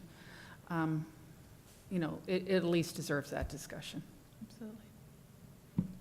So, out of respect of our new board members,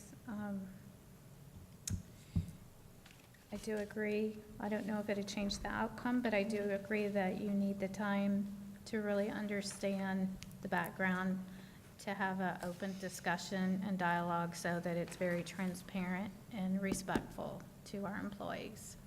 So with that, I'm going to call for a vote. All in favor of postponing this action item to December 11th? Is it an action item or a consent item? It would be an action item. Action item to December 11th. All in favor? Aye. Aye. Okay. Aye, so 4 yes, 1 no? Yeah, no. Okay, 1 no.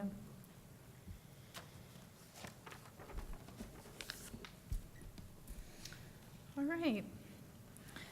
We are moving on now. Who said this was going to be a simple meeting, right? This is probably one of the complicated ones. So we're going to move on to, now it was consent item C. So, Mrs. Berenborg? This was me. Oh, I'm sorry. It's okay. Go ahead. I asked for this consent item to be moved to action because tonight in our consent agenda, we are going to be approving a number of donations. First of all, the first donation is to benefit the recycling program in the school district of Indian River County, and I just want to say thank you to the county commission, the Indian River County Board of Commissioners, for their donation of $11,300, as well as Mates Management, the Janitorial Depot of America, and Manpower. So a lot of different groups coming together to ensure that our students are going to be recycling on their campus. It is not only our job to educate students, but to try to make sure that they are good citizens of the world, and I think teaching them about our environment is extremely important. There are a number of other donations that are listed. Liberty Magnet School will be receiving a donation from their PTA. Sebastian River High School received a donation from the Exchange Club. Sebastian Elementary School is receiving a donation from the Marty Fish Foundation. Vero Beach High School is receiving a donation from Rossway, Swan, Tierney, Berry, Lacey, and Oliver. And the Pelican Island Elementary School received a donation from Marion Conley, a very nice community member. I would imagine. So just to take a moment to highlight and thank the community members that give of their time, effort, support, and money to our schools. We very much appreciate your support in serving our students with excellence. Thank you. Thank you, thank you. Well put, thank you. So I guess at this time, we need a motion to approve the donations. I make a motion to approve the donations. Second. Second, who was that? Second. Okay, sorry. Anyone like to speak to the motion? Any I okay. second and ditto what Ms. Justice said. Okay. Mrs. Justice. Any other discussion? Okay, all in favor, say Aye. aye. Aye. 5-0. Okay, so now we're on to previous consent D for action. Was that Mrs. Berenberg? Yes. Berenborg? I do have many questions about this assessment and didn't have enough time to discuss it with Dr. Rendell. But I understand we're going to get a detailed information in our next meeting. Is that correct? At a closed session meeting on December 11th, we will have lengthy discussions and presentations about the report. Okay, so if we approve this, then if we have that discussion on December 11th, will we be able to make any adjustments or changes? Not to the best practices assessment, that's been done, that's been Okay, complete. we're just approving the assessment itself, Yeah. not, okay. I just want a clarification. Thank you. Okay. Any other discussion? Okay, so I need a motion to approve. Move that we I give that approve motion. the district best practices assessment. I'll second. Okay. I'm sorry, I sound redundant, but anyone want to speak to their motion? No? Okay. So all in favor? Mrs. Zork, actually, Yes. I would like to Okay. speak to it. If anyone would like a high-level kind of overview about safety and security at our October 23rd workshop, Mr. Teskey and his team did give us an overview of safety and security updates that were being done. Again, some of these documents are confidential because they are school-based information about improvements that we were making to ensure the safety of our students and our staff. But that workshop is a good place to go to see kind of an overview of some of the different things that have taken place in the school district over the past, I would say, 6 months since the tragedy in Parkland. Okay, thank you. Okay, so I'm going to call for a vote. All in favor of previous consent item D? Aye. Okay. 5-0, Mrs. Esplin. All right, now we're on to our action agenda. This is the action agenda A, approval of renewal agreement with Alonzo Sign Language Interpreting LLC for 2018-2019. And I guess I refer that to Mrs. Dampier, or does that go to you? I I'll see your start. name, okay. Thank you, Mrs. Zork. In action item A, we are seeking approval for an agreement for sign language interpreters for ESE students, for students with disabilities. Alonzo Sign Language provides hearing interpreters for hearing impaired students during their regular academic day, as well as any extracurricular activities the students participate in. We have already been contracting with this company to provide these language services in the place of some open positions. We are asking for increased spending authority to continue to provide these services while the positions still remain open. The current agreement is for $49,999, and we are seeking approval of an additional $70,000 to continue to provide these services for our students. The funds are actually coming from the budget for the open positions. Okay. So I need a motion for approval and a second. Madam And then Chair, may I have a we'll question? discuss. Oh. Mhm. Move approval. I'll second. Did you get that, Mrs. Esplin? Okay. So would you like to speak to your motion? Yes, Dr. Rendell, can you speak a little bit about the efforts that have been made to hire for these positions? Yeah, I'll actually ask Heather Stanford to come to the microphone. She's our Director of Exceptional Education, and she can talk a little bit about, the positions that we've had in the past, what we've encountered this year. The contracted services is not a abnormal or unique thing. This is something that other districts do, and we have done in the past. Good evening, Dr. Rendell, members of the board, and welcome. Yes, we currently have 5 sign language interpreters employed with the district. 3 of those interpreters are currently contracted services at this time. Without getting into the logistics in terms of personal student information, because it's a very, very small group, we did have students transfer into our district this school year that have required that service. We are required by federal law for students that are hearing impaired, and that is an IEP-generated service. So currently, what we have done is evaluated our discretionary budget. We've had to make some shifts in terms of where we had encumbered funds within discretionary for contracts that we're currently not utilizing, and shifted that to support these efforts for our students. May I ask a question? Who to ask permission from right now? I'm stuck in the middle. She's used to being I'm down used to there. having to wait. Yeah. Is this a position that has been difficult to hire for? Is that unique to Indian River County? Is that something that we're seeing across the state or across the country? So our contracted services, generally speaking, with our occupational therapists, physical therapists, those related service professionals that are clinical in nature are more difficult to retain as a position. I will say that the current positions that we have as Indian River positions, we've been able to hire for. These are additional contracted positions. They are not an allocation that we currently have. But generally speaking, they are more difficult to retain highly qualified personnel in those positions because, quite frankly, they can make more money through contracted services. I'm going to allow Mrs. Berenborg to speak to her second, and then I'll open it up for discussion. I'm aware that it is hard to find them, and we've got to supply the services, so. Right, thank you. Thank you. Okay, so now, discussion. Just quickly so I understand, the increase of 70,000 from monies from open positions, are those, what were those open positions, if you can answer that? And where it says currently being filled by contracted services, is that the, like, I don't, what is that? So we had to evaluate and make some shifts. We currently, and just to provide some historical background, we have a physical therapist position that was open from the beginning of the year. We were just able to retain a physical therapist through contracted services. We weren't able to hire, and that is a position.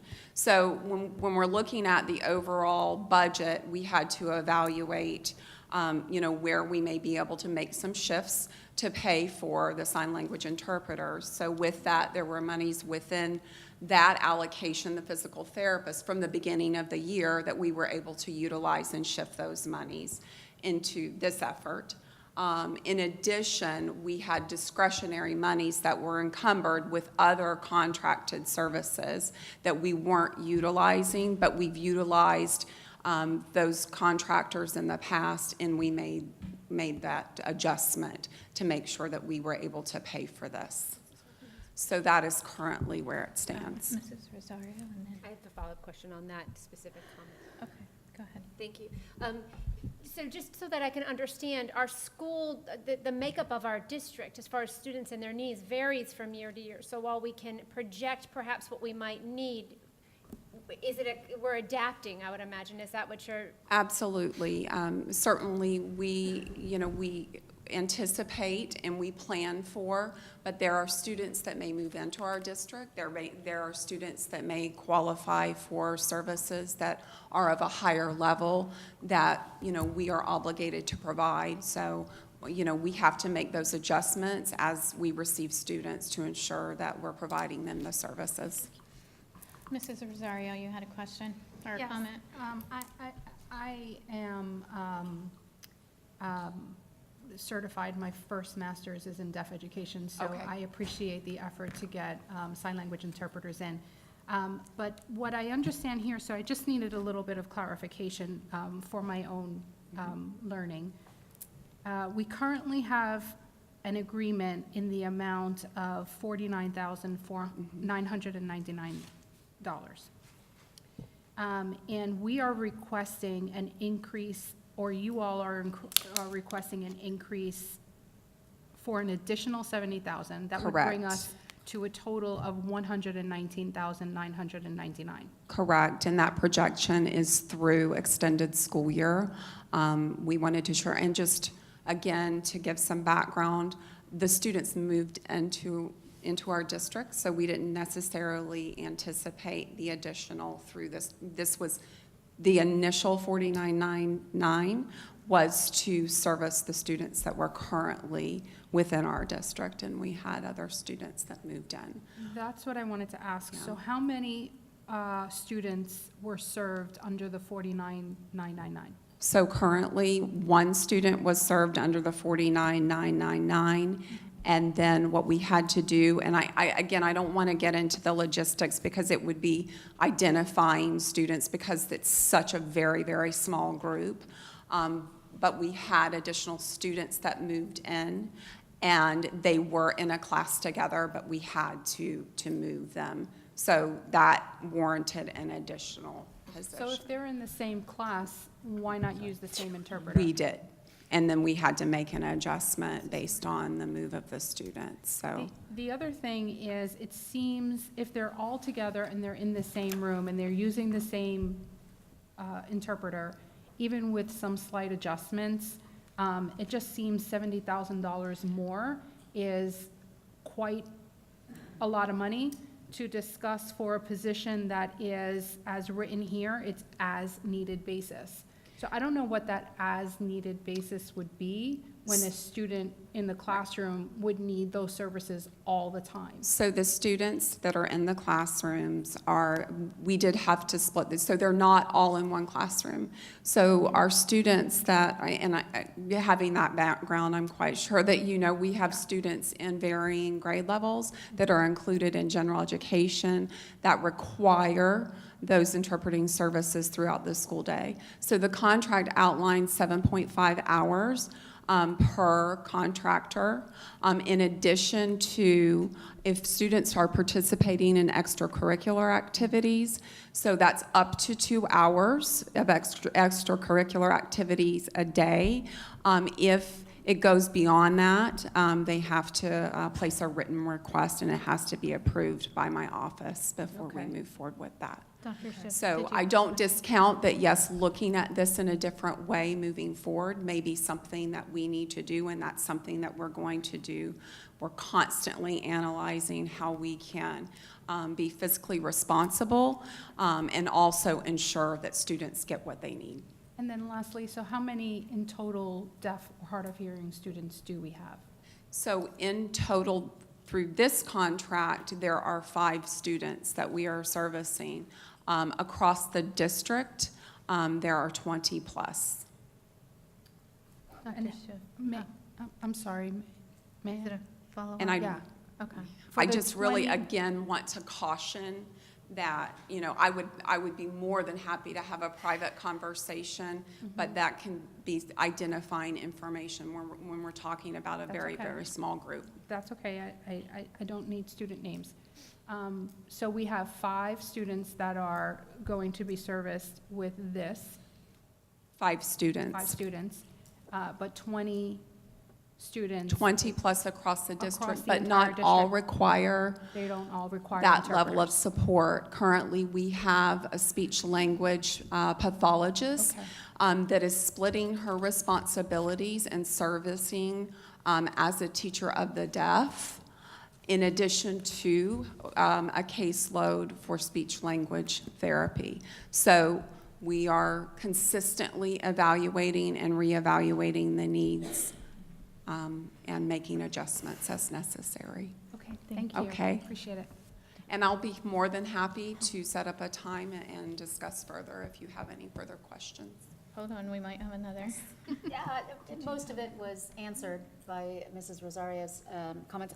You mentioned that this was caused by more students, so that previously under this, it served 1 student. Can you just say how many new students came in that are being served now by this additional? So I would, if you don't mind, I would rather that, because when we're reporting data, and the reason I say this is that we get into, and Mrs. Diagrassa, you can certainly, chime in if I'm saying anything incorrectly, but we want to ensure that we're not, anything in a group of 10 students or less, then it becomes identifying information for that subgroup of students. And I really want us to think about, being protective under federal regulation. I would be more than happy to have a discussion privately. Okay, is that good? Yes, thank you very much. I would suggest to my board members, we spoke earlier today about legislative position and what that means and what you can do in advocating for our students, both locally and across the state. And this is a wonderful opportunity. In private discussion with Mrs. Clark, she will be able to provide you with some information regarding the funds that these students generate through the FEFP, the state funding formula. And I would suggest that you ask that question. I can't speak exactly to the funds that those students generate in order to provide services to them, but what I can say with quite amount of certainty is that it is nowhere near the cost to provide the services that the state mandates and that these students deserve. So please keep that in mind and going forward, and I'm happy to hear that we make individualized decisions for each student based on their needs, because that is our job, to make sure that every student is served and is successful in our classrooms to the best of their ability. So thank you very much. Thank you. Thank you. All right, I think I'm going to call for the vote. So, all in favor? Aye. Aye. Aye. 5-0. Mrs. Esplin? Thank you. Okay, so B, approval of Florida Job Growth Grant. Now I'd like to turn this over to Dr. Rendell for the superintendent recommends approval. Thank you, Mrs. Zork. The Florida Job Growth Grant will provide Treasure Coast Technical College with $532,000, which will enable the school to provide instruction in building trades and construction design, CNC production specialist, professional culinary arts, and hospitality and welding technologies. These funds will help to offset the cost of equipment, personnel, tuition, and instructional materials associated with those programs. We want to thank the Department of Economic Opportunity and Governor Scott for awarding Treasure Coast Technical College this grant. And I want to recognize Christy Shields, the principal of the Technical College, who is here, who wrote the grant and submitted the application, and really was the key ingredient in getting us these funds. Absolutely. Thank you. Move approval. Okay, second. I like everybody's excited about making motions. That was Mrs. Rosario. Was that your second? Yes, ma'am. Okay. It's the one thing we got that down. Mrs. Justice, would you like to speak to your motion? I would. Thank you very much. This is awesome. I just want to say thank you to Mrs. Shields and her staff for taking the initiative to write the grant and to follow up on this. This is a wonderful opportunity for our students to continue to take advantage of career pathways. Ways that they can earn certifications while they're in our school classrooms and then go out into the working world and be able to support their families. So thank you for that. I also want to take a moment to thank Mrs. Zork. Mrs. Zork took it upon herself to go out into the community and garner letters of support from different community members. She also encouraged board members to do the same. And I do think in working with our legislative representatives and with school staff that definitely made a difference. So thank you very much for your advocacy, and I'm excited to see the programs continue to expand at the Treasure Coast Technical College. Mrs. Rosario, would you like to speak to your second? No, ma'am. I ditto the motion. Any other discussion? I'd just like to say, again, thank you, and it's nice to see people reaching out for grants. As you know, I'm very, very into making sure that we get grants and look for those opportunities, especially in STEM areas. So I want to further encourage other members of our community can do that. Also, our employees can do that, and we can do that. So I'm looking forward to other opportunities where we get to say, yes, we'd like to approve a grant. So thank you. Absolutely. Dr. Rendell, and excuse me for protocol, could I ask Mrs. Shields to come up? Because I know a lot of effort went into this, and she's looking at me. I know since you've been here all night, I would like to give you a few minutes to just talk about all the efforts that went into this, because it was a community effort.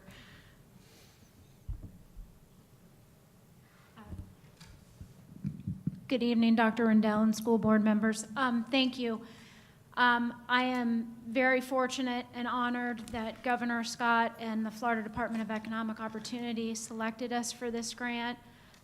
Again, I would like to second what Mrs. Justice said, that Mrs. Zork was a big supporter of us getting this grant, and she did go out into the community, and earlier at the organizational meeting, you spoke about the Economic Development Council meeting, that Mrs. Zork plays a role and served on that committee.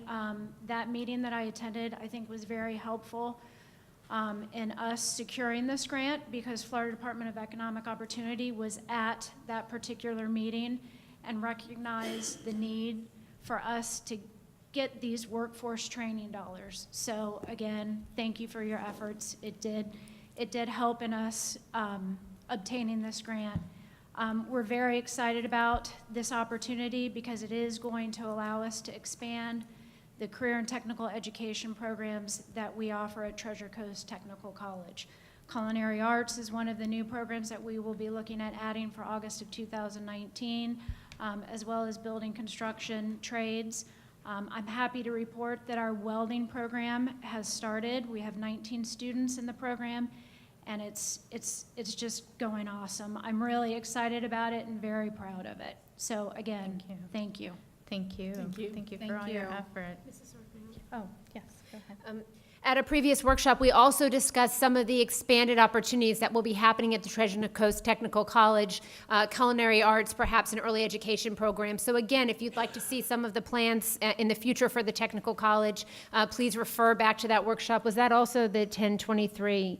Was the same date, yes. The October same 23rd. date. So October 23rd, so you have some YouTube viewing to happen to see some of the great things that are planned and that are going on in the school district.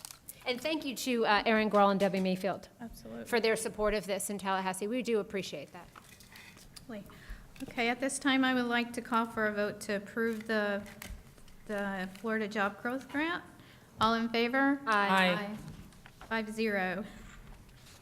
Okay, we're moving on to C, approval of contract amendment for United Healthcare vision coverage. Dr. Rendell, would you like to speak to this item? Thank you, Mrs. Zork. The purpose and intent of this amendment is to correct the rates in the contract for employee vision services through United Healthcare, which was board approved on June 18th, 2018, to be consistent with the RFP, the vision RFP that was board approved on May 22nd, 2018.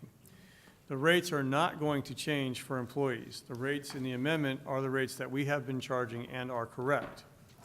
The rates reflect the RFP that was approved earlier in the year, and again, are the rates that are being charged. We're correcting the contract that was approved back in June, but the rates are consistent with what was approved previously and what is being charged with the employees.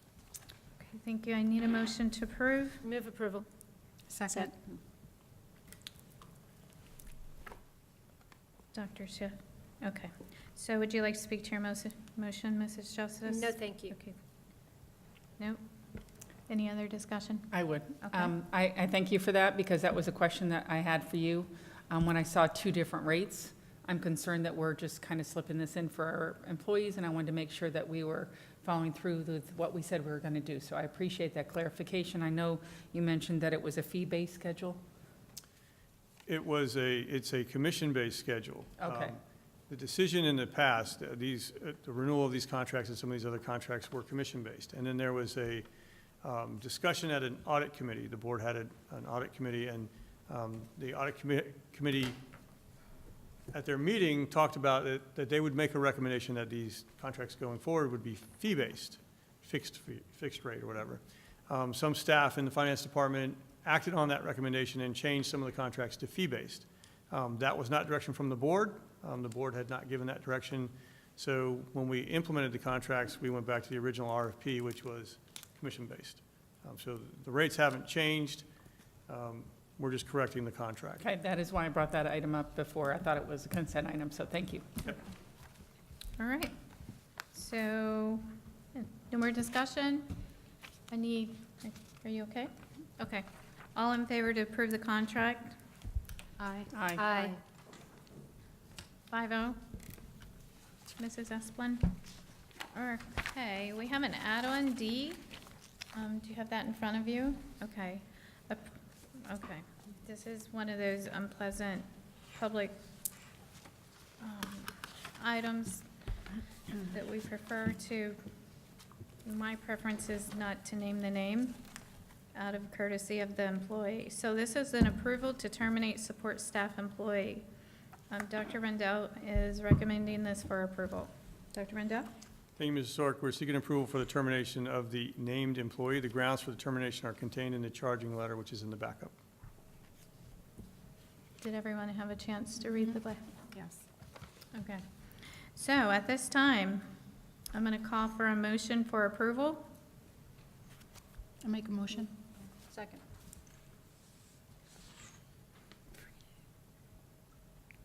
Okay. Mrs. Rosario, would you like to speak to your motion? No, ma'am. Okay. No? Ma'am. Okay. Any other discussion? Nope. All in favor? Aye. Aye. Any opposed? No. 4-0? I'm sorry, 5-0. Now we're on to superintendent's report, and I'd like to recognize Dr. Rendell.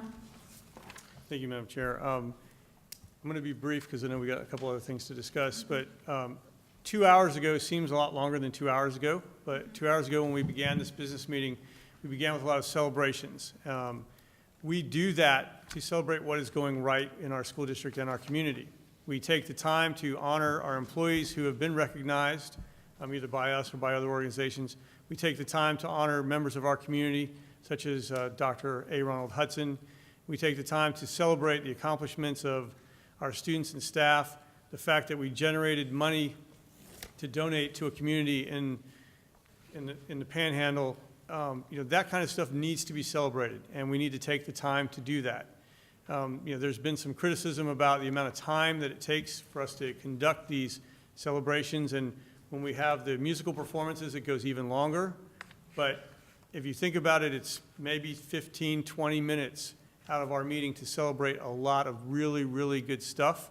And so we're going to continue to bring all those presentations and all those celebrations to the board, especially at the beginning of the meeting, to make, remind us of the focus on what we're here for, is to provide the best education possible for these students and to celebrate the community partnerships that we have that make that happen. It was great to have Cynthia Filato here from the Education Foundation, because the money that we're given to the Rebook to Rebuild program is flowing through the state's Education Foundation. So Cynthia was kind of serving as their representative tonight for that presentation. We take the picture so that we can then send a visual image to the other organizations so they understand that what we're doing. So I don't like being in pictures that much, and people might think, well, we take a lot of pictures. It's not for my whatever, ego or whatever. It's because they're visual representations of what we're doing, of the work that we're doing, and I believe it's important. And so we're going to continue to do that. Thank you, Madam Chair. Thank you. Okay, so we have this part of the meeting now. Currently, we have it set up as a discussion. If there's any items that in the future that a board member wants to discuss, and go ahead and put, if you want the other board members to have more time to read through your research or whatever you have, you can submit that, and then we can add it as backup, and then we'll have a chance to look at it. So it's just not a cold, discussion of not having all the backup. But I did go ahead and put an item on the agenda tonight because it was brought before. I don't know if you got a copy of the email. I think you did. And I just wanted clarification tonight. I feel like there needs to be some clarification to the email, and I wanted to address it and have discussion tonight with our new board members. And if you have the email that we actually received in your backup. Got it. Yeah, over here. It's somewhere. Okay. So in the letter from the new chairman from the Equity Committee, the Equity Committee met and they had appointed a new chairman, Marshawn Green, and Marshawn has sent us an email asking questions. And one of the questions she asked for us to add to an action item tonight was to appoint a single person to be their contact person. And it seems like in the letter that she had referred that it was in the joint plan that we had to name a specific person, so I wanted to refer this to the attorney because I don't read it that way. The way that I read the joint plan is that whoever can provide the adequate support, that is who we will go to gather the information. And currently, we have Brenda Davis, who is the point person. So if there was any information that she needs, that she would go to Brenda and help set the time and therefore. But I just wanted clarification. Is this something in the joint plan, Mrs. Diagresta, that is required, or is it an, can you please explain, the spirit of that? Certainly. The current joint plan does not contain an obligation for the school board to appoint staff people or a particular person to the committee. The language of the joint plan is that, number one, in one section, that the board will provide adequate support to the committee in order for it to do its work and to have information available to it. So that's very general in nature. That's similar language to what the school board placed in its audit committee policy, where you would provide adequate support to the committee. And so, and I won't speak to the operational aspect of it, but that's done in a variety of ways, that there's an individual available to help with scheduling meetings and getting all of the paperwork put together that everyone needs. But also in the joint plan is a provision which indicates that the school board and superintendent will make arrangements for appropriate district staff to attend the equity committee's first meeting in order to assist in establishing a process and timelines for information that's needed, what's the timeline for providing it to the committee, so that staff members can then put that into their work plan to make that happen. The language is, of course, general in nature. Depending upon what the committee may request, we're not sure. So it would be presumptuous to appoint someone until we kind of hear what is the committee looking for and which department would be appropriate for the superintendent to speak with to provide that information. That's the language in the joint plan, as opposed to a requirement to appoint someone to do all the work or go out and find all the work. So that's what the joint plan contains. Do you have a question? There might be a question in there somewhere. The other thing that I've seen the agreement, and I realized that I hadn't paid close enough attention to, was that that I had actually, I think, misunderstood. I didn't realize that the agreement called for the, in effect, dissolution of the African American Achievement Committee, which has a longer name than that, I can't say, that I can't remember. I had been under the impression that the African American Achievement Committee would support the Equity Committee in getting information if they needed it, or in working with the district. I had thought that those two things were connected in one way. I didn't realize that in the agreement that it says that committee won't exist anymore. So I'm wondering what will be, or if there is a need for, and I don't know this, and I don't know if anybody from the Equity Committee is here. I don't think there is.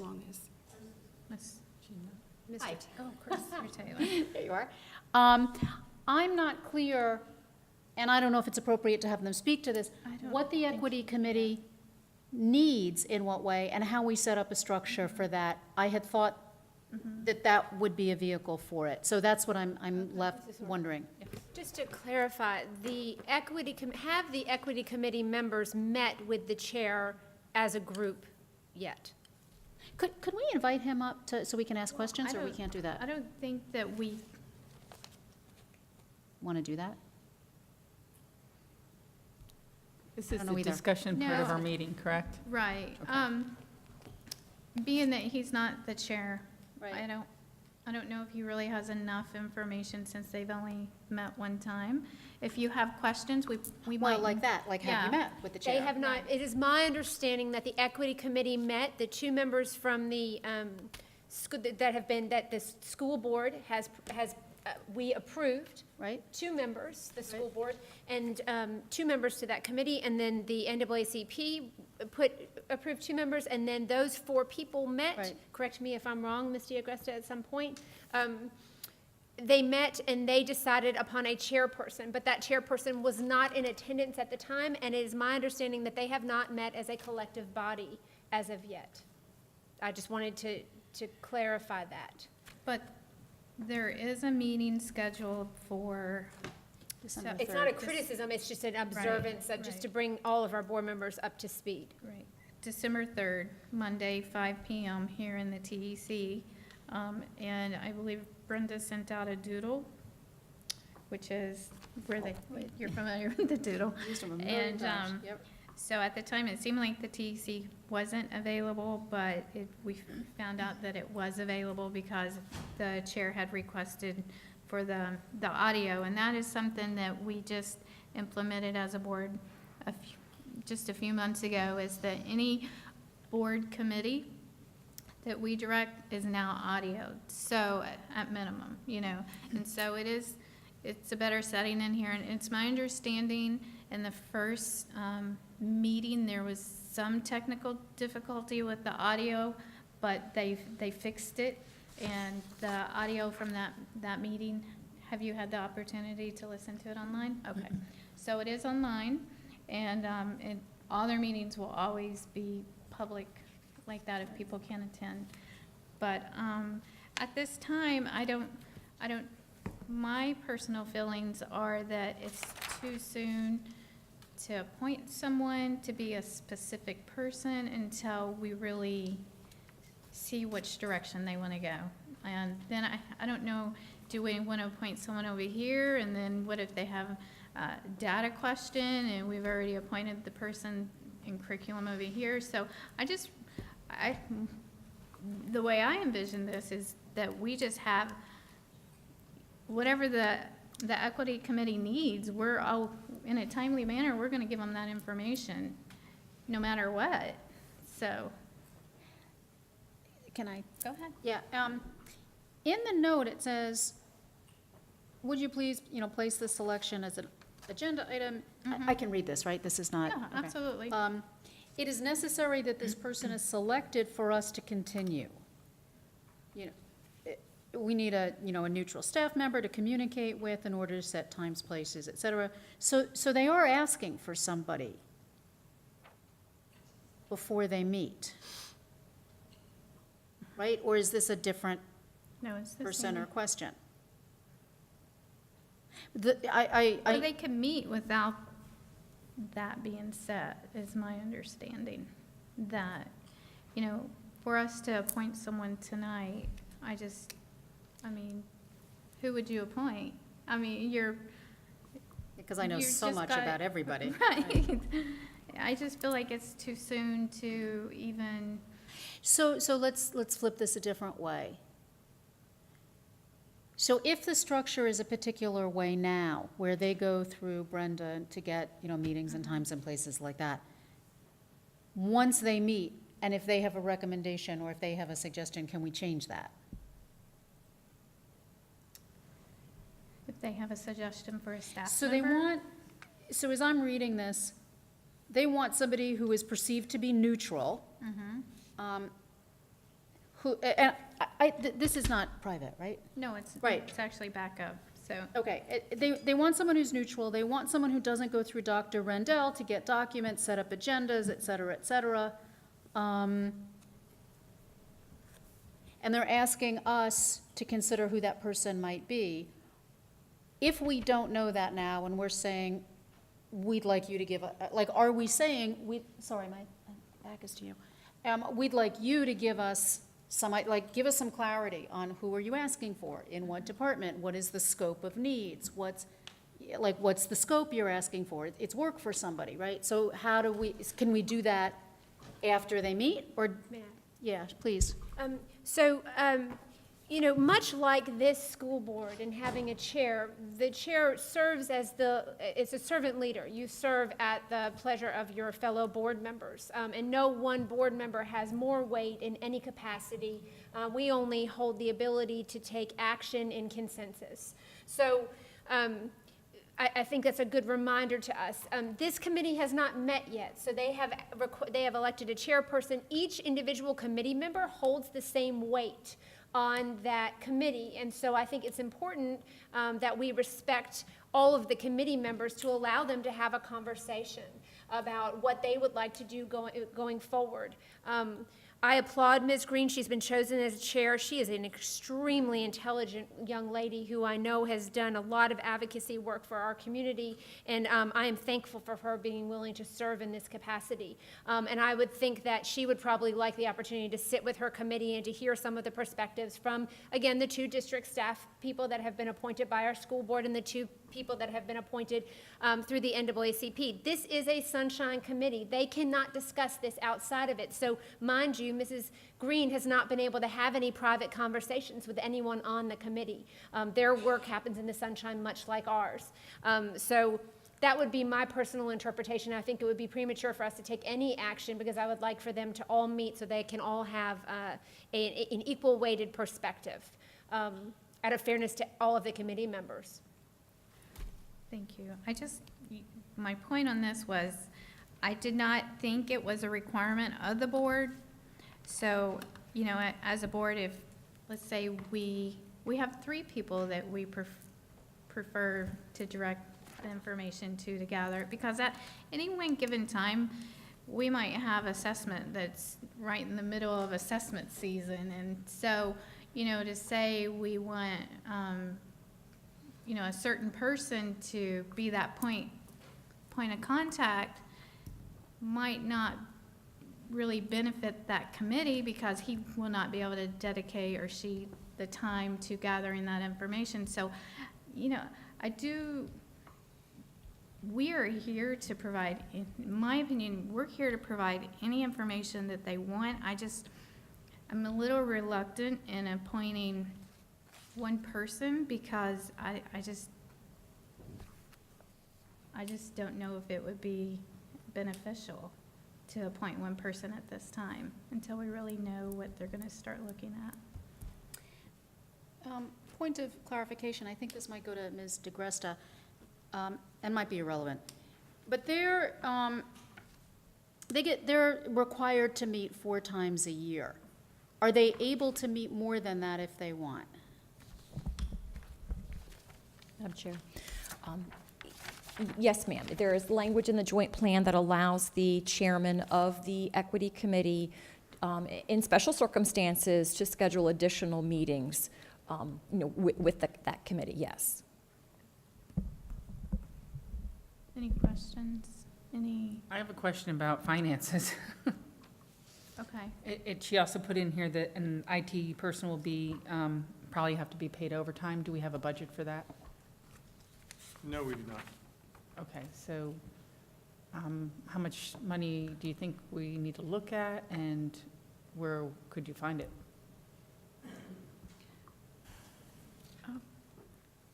Can I add a question to the question? Is our IT salary, or are they hourly? Depends on which Okay. of the IT people we're talking about. It could be someone that could flex their hours. We'd have to look and see what the needs are. To be honest, we don't really need IT support. The audio recording device works just fine. In fact, we bought a new one. And Brenda operated that at the last meeting. And for the audit committee, she did the same thing. You know, I'm not sure what we need the IT personnel for. Okay. That was my question also, because I just want to make sure that we always have everything budgeted, that we say, okay, we're going to pay for this, but how are we going to pay for it? So, thank you. So clarification is, at this point, Brenda Davis is the point of contact. If the chair or any member of the committee has questions, they Right. go to Brenda? Well, so we asked Brenda to set up the meetings. Okay. You know, Brenda is the person that we asked to set up the audit committee meetings. Other board-generated committee, meetings. This is a board-generated committee. It says that in the agreement. So all Brenda was doing was scheduling the meetings, and that's it. Okay. When the committee decides what information it wants and the manner in which it wants it delivered to them, it'll be up to us, and it's in the agreement that we need to provide that information. We direct staff to do that, and various staff, because if it's academic achievement data, then it'd be testing and accountability and curriculum and instruction. If it's discipline data, then it's going to be student services personnel. If it's hiring data, it's going to be HR. But we're bound by the agreement to provide them with the data that they require, and we will do that.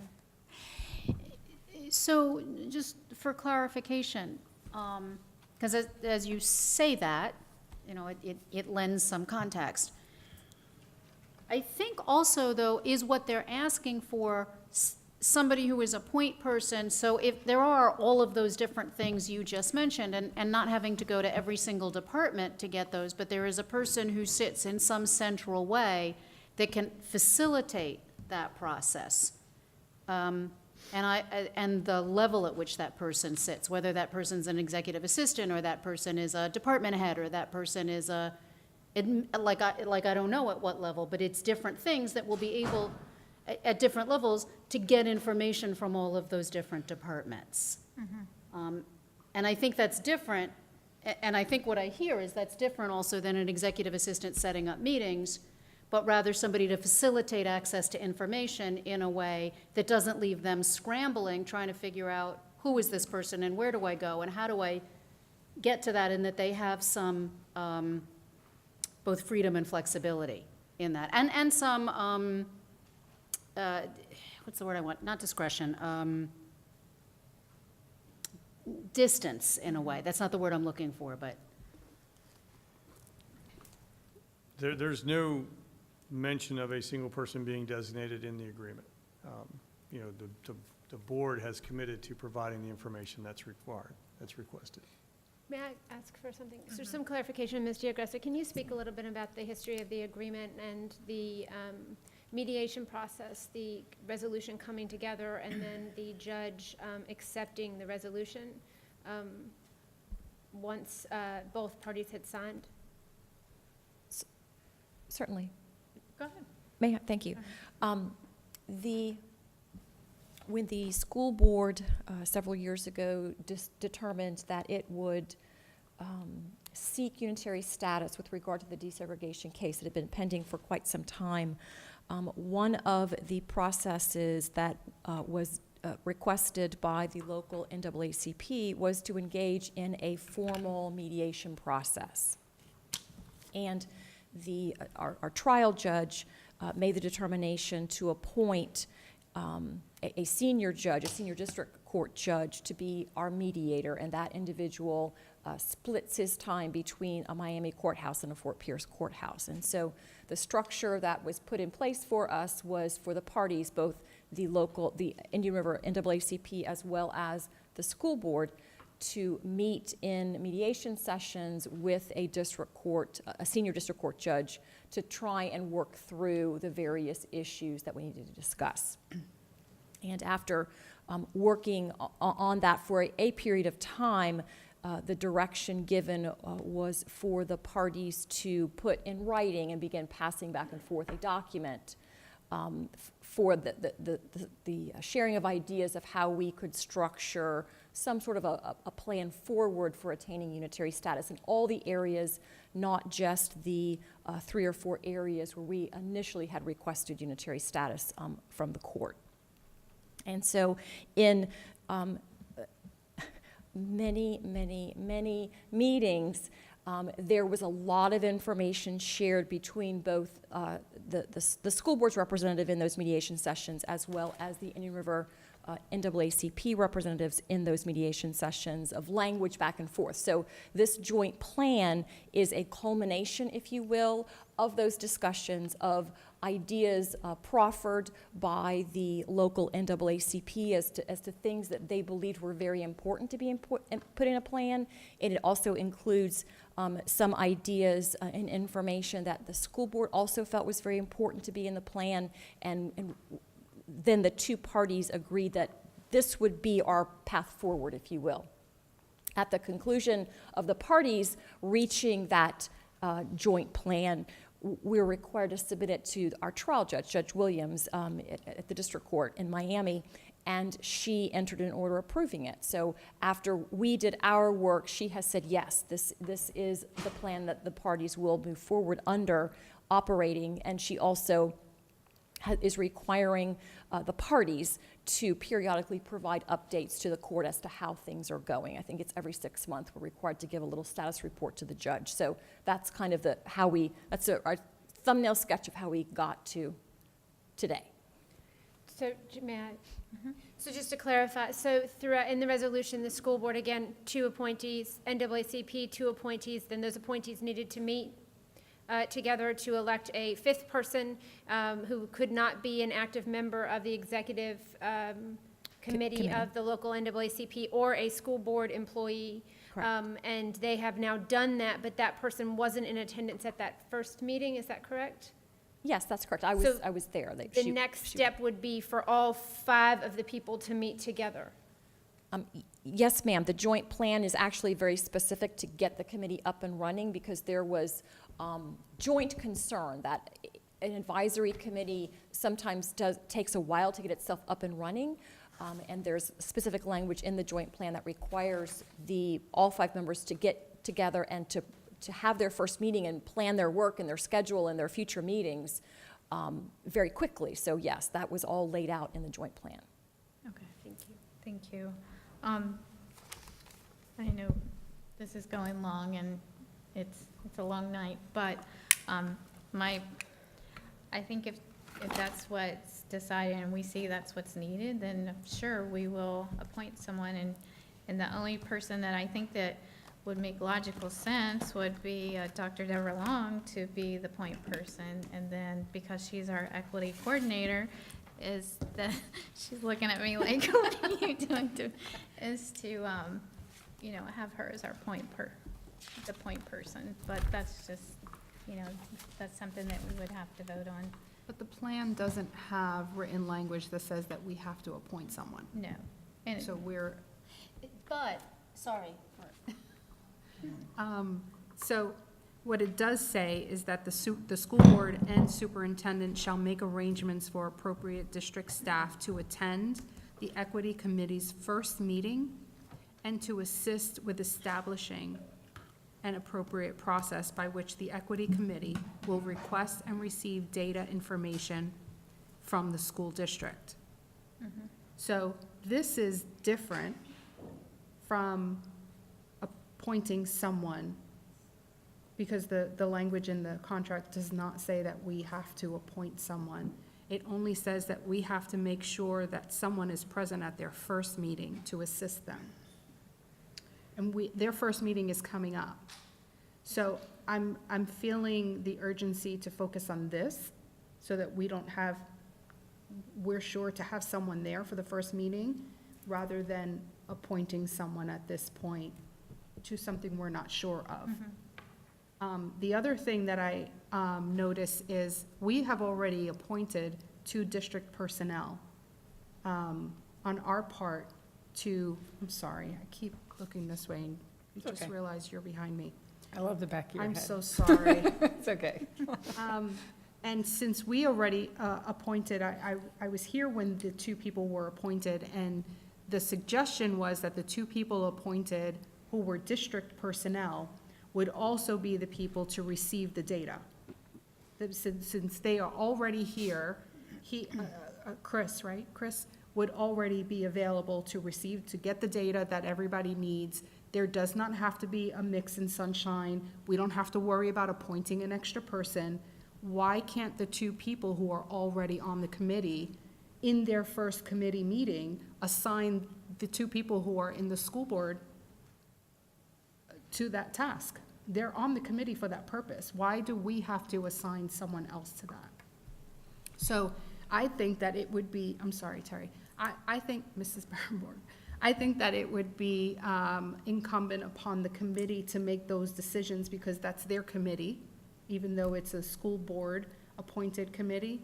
And since they already have the two board members, as I suggested, as we all know. So those people can receive the data, we already have that, get the information. Those people can also be the persons responsible for the point of contact of ensuring that there is a date, room available, such and such. Let's say, for example, Chris were that person, for example, he could go to Brenda or go to anyone else and say, we need this room on such a date. Can we have the date from 6 to 8? And if not him, it would be somebody else. I don't think I can make a motion during the discussion, but if I could, I would say, I think for their first meeting, we have a person that set up the meeting. We have the opportunity to have audio for them, so minutes can be taken. And after that, then I think the board might want to put it on an agenda. And I think at that point, that's when we should go through all this.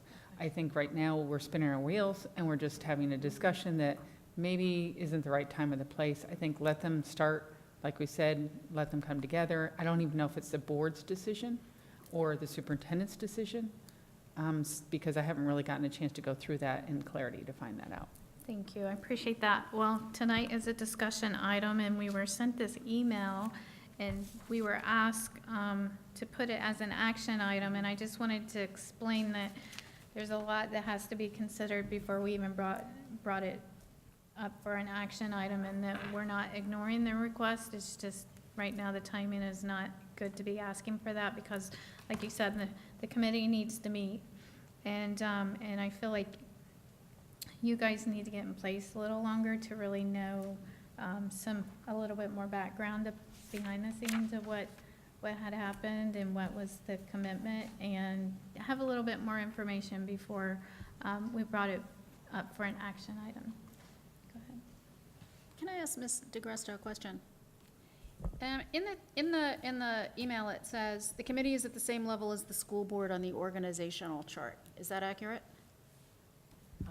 To my knowledge, the equity committee is not contained in the organizational chart, and I don't know where that statement comes from.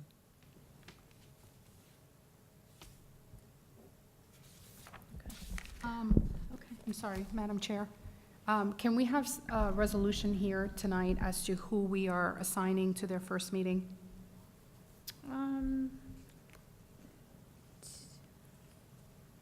Who do we have? The school board and superintendent. Dr. Rendell, who would you recommend to be present at their first meeting? Well, Mr. Gresta and I are already planning on attending the first meeting. Okay, perfect. And they also were at the last meeting. Correct. With Brenda. Perfect. So, done. Will Mrs. Davis be in attendance to take minutes?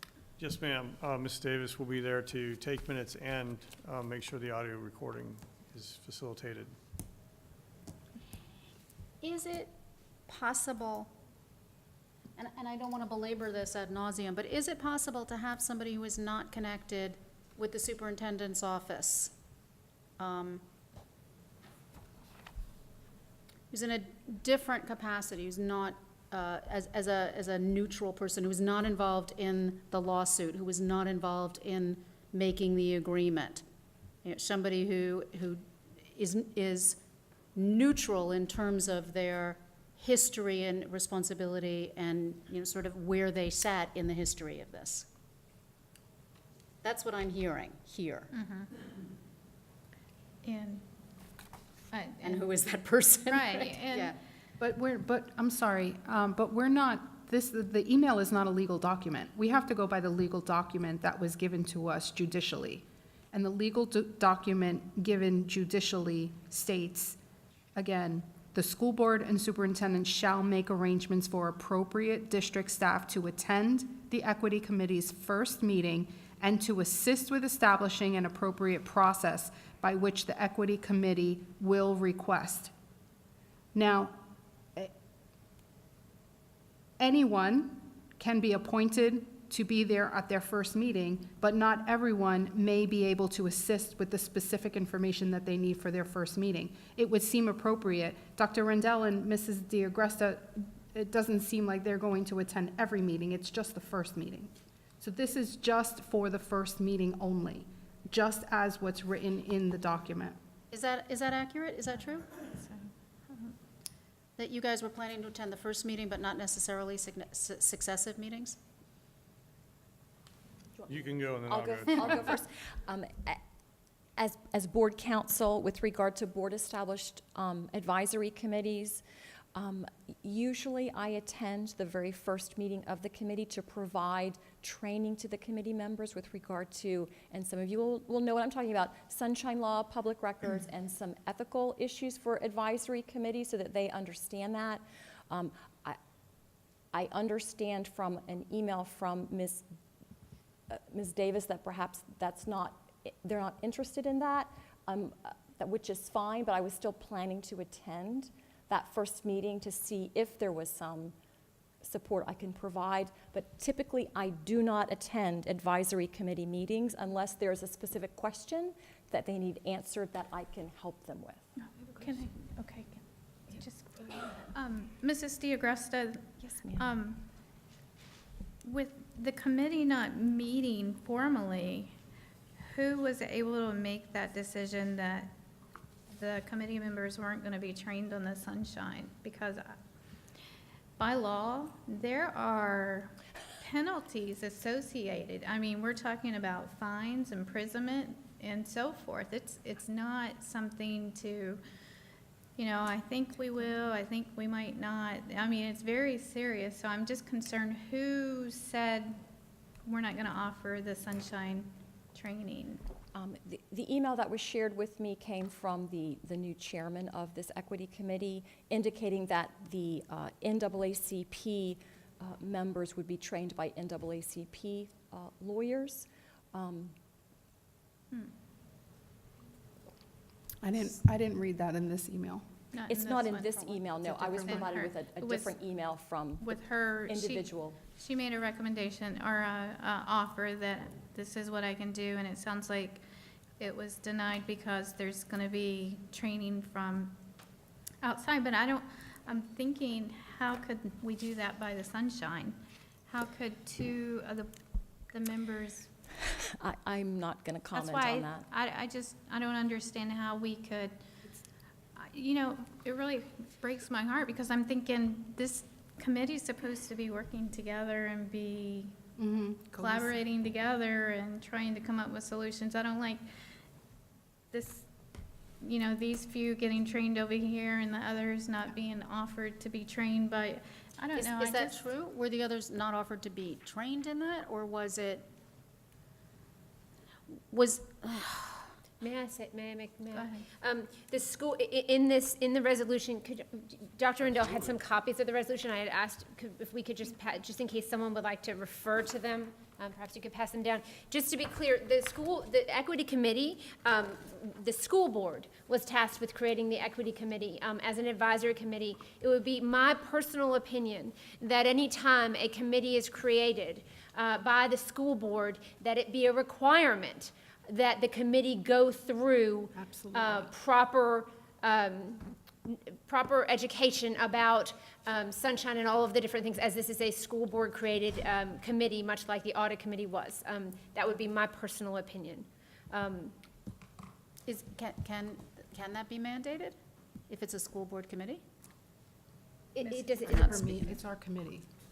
Right, so therefore, if it's our committee, can we say you have to do sunshine? Well, I don't know, because it's Not laid in out legal. by, what does the plan say? That's what we have to follow.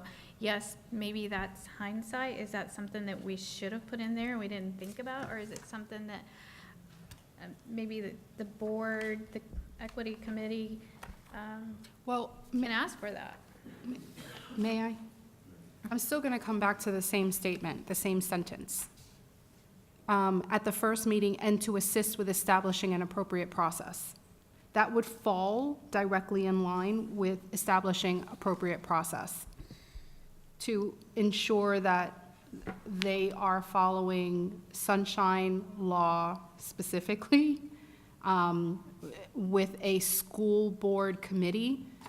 It's in there very clearly, establishing an appropriate process. That's part of the appropriate process. How are they going to run their meetings without understanding clearly what sunshine law is, who they can speak to, who they can't?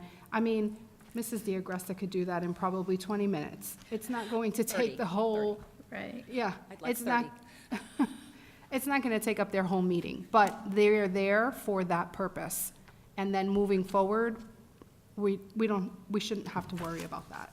Well, and if we could, if I could speak to before, where you highlighted. Here.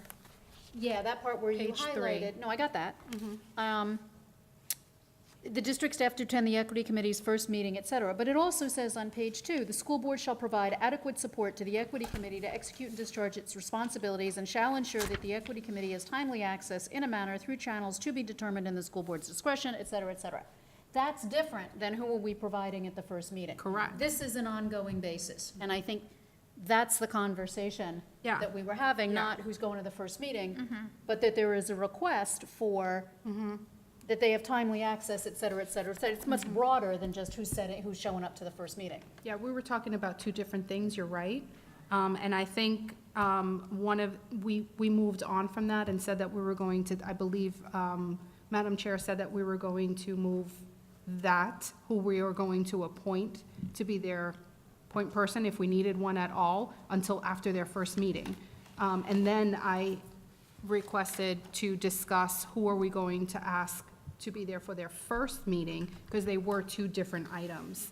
And that's when we got on to, well, obviously, we found out who was going to be there for the first meeting. So yes, there were two different items, but the first item, we all, most of us, I think, felt it wasn't appropriate right now to determine who that point person would be, if it could very well be the same people that are on their committee. And in the meeting, what I heard, in the memo, what I heard them asking for is, we need a neutral staff member to communicate, blah, blah, blah, was not who's showing up to the first meeting, it's this. And I gotcha. saw confusion there in Gotcha. what this is referring to, what you pointed out here, and what the agreement says on page 2. Got it. Okay. I feel we've exhausted the discussion. Oy vey. And I feel like you're very educated on the matter.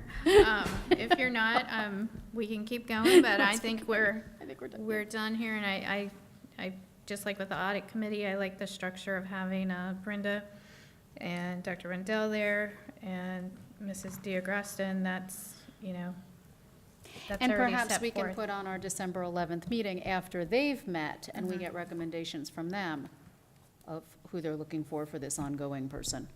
Okay. Yes. Would you mind it being in January? Because I don't know if they would really have time. Do you think? I don't know the answer yet, because I would want to talk to the committee first. Okay. Because that's not actually at my discretion, that's at theirs. Okay. Well, we'll discuss it again at the next meeting, okay? So, at this time, is there any other board member that, oh, did you have something that you wanted to say? No, I have another discussion item, but I want to have a short discussion on it, because I see the time. Well, I want everyone to feel like they can discuss and not feel rushed. I know we have members in the audience. And it's our first meeting, I get that. I just didn't want to add to everybody's time, but I do think it's important that I bring this up at this point. I think it's Okay. we meet twice a month, and it's important for us to discuss what we need to in the time that we're given, so Okay. go ahead. Okay, so seeking out wisdom, finding out about the Florida School Board Association membership, not being able to speak to anybody else on the board about it. I know there are two different ways that you can join this membership, and I know I'm going to the conference. I heard a couple of you say that you are going to attend now, so if we are all attending, there's a choice between joining as an individual or joining as a board. And I think to be collaborative and to move forward, I would like to suggest we do that. I don't know if there's a cost difference, but I'm not sure. I'm just trying to seek that out. Do you know what the cost is? Are you familiar? I do not yet. Okay. I do. Okay. The cost as a board is $15,000. The cost as an individual, I was told, was $5,000, but I think they meant 3, because I think they take the total cost divided by the number of board members. I could be wrong about this, but this was the conversation I had. I believe that it's the total cost divided by the individual is an individual members association, but I know that the total cost for us is $15,000. So does that money come out of our board budget? I know that we did not budget for that this year, correct? And in the past, we had been members of that before anyone here was on the board. And it was taken to where individual board members could choose because there was some differencing of opinion of their platform, their legislative platform. At this time, until I really understand, I don't agree with their entire platform. I do agree with their training and that model, and Right. you know, but I don't know at this time if I personally would be ready to join as a member. But that is something that individually, if we budget for that you could look at. But we do need to look at what's the price difference. Yeah, and I didn't realize it was that much. Then we can attend this conference, though, and get that information as non-members, correct? Absolutely. Okay. And what's the cost of that? Do you know? I believe the cost of the conference, if you were a member, it was about $395, and if you're not a member, it was $695. So we're talking about 300. It was $625 as a non-member, $625. and I think it's $325 as a member. Okay, so Trust me, I looked at all of this. $300 difference, and then every time that you want to go to one of their trainings, you have to pay that if you're a member or not. So I was just trying to figure out if it was worth it for us. Is it more beneficial? Right. I know. So, Mrs. Zorton, if I may, Go ahead. I have attended, for the past 2 years, I have attended the FSBA training. My first year here, I attended the new board member training. Last year, I attended the Chairmanship Academy and the conference. I have found it to be an extremely worthwhile endeavor. You receive a lot of information and training. You also go through some ethics training, and I think it's been wonderful. I think what I would say is let's go. Since I'm the only person that has attended, perhaps it would be a good idea for everyone else to attend to kind of understand how the group operates, to understand from a legislative perspective what some of their positions are and how being a member of that group may affect us. As that has been a concern in the district in the past. And after that, perhaps we could place on the discussion portion of our agenda on December 11th to discuss kind of what we thought about the conference as a group and maybe discuss any steps going forward. Do you want that as your discussion item? We can go ahead and prepare. Mrs. Esplin? No, I mean, I'm not bringing that for, I'm do suggesting you that want- to the board. but- If someone would like to put that on for discussion, they are more than welcome to do that, and, you know, I think so. I think Okay. it would be good for the three of us that are new, after attending that conference, to have a discussion about it and just to say how we wanted to move forward or, you know, what we found was beneficial. Because I know they do have other trainings throughout the year and other conferences, and I just didn't know if it's beneficial to be a member or not. Well, one of the things that they do offer, that is something that when I first joined the board, I did ask about, was some board certification programs for the board to learn how to work together effectively as a team. And that is something that they do offer, and perhaps this board may have more of an appetite to go into that type of a process than previous boards have had. That was really well put. Thank you. Can I add something to that, too, just in terms of context? I'm not sure, you know, how much, but there are 67 school districts in Florida, of which 64, possibly 65, think that being a member of FSBA is important enough to spend the money. We are one of 2, if not 3, who pulled out of that for decisions of a previous board for whatever reason that was. So there's something not just about the money or not just about the do we agree with the legislative agenda? Because being a member of it is not simply do we agree with the legislative agenda, but there's something that has been deemed valuable by 98% of the districts in the state. And so it seems to me that if all of those districts think there's something valuable there, we should very seriously be considering that moving forward, because we then are excluded from a set of conversations, and unless we go out and solicit it, they're very generous with what they offer. May I just make a Yeah. point? So much as we move in consensus, right, so 3-2, you will find that there are school boards that attend that not every school board member does attend or was in support of joining that. And I think that's just something that's important to remember going forward. But I do think, you know, I personally have found it to be worthwhile. It is time away from family, and it is an investment of funds, but I think it's helped me to be a better board member, and I'm excited that we're all going together as a board. It's going to be a different experience. I have gone before and seen other boards there completely, and I have been alone. So Just it will be- clarification, we're not going together. Right, just to be clear, we're not going to talk. Right. But we are attending. About the weather. We can talk Yeah. about the weather. But you know, I think Kids. I think it would be a good idea to reflect, perhaps after that. Okay, so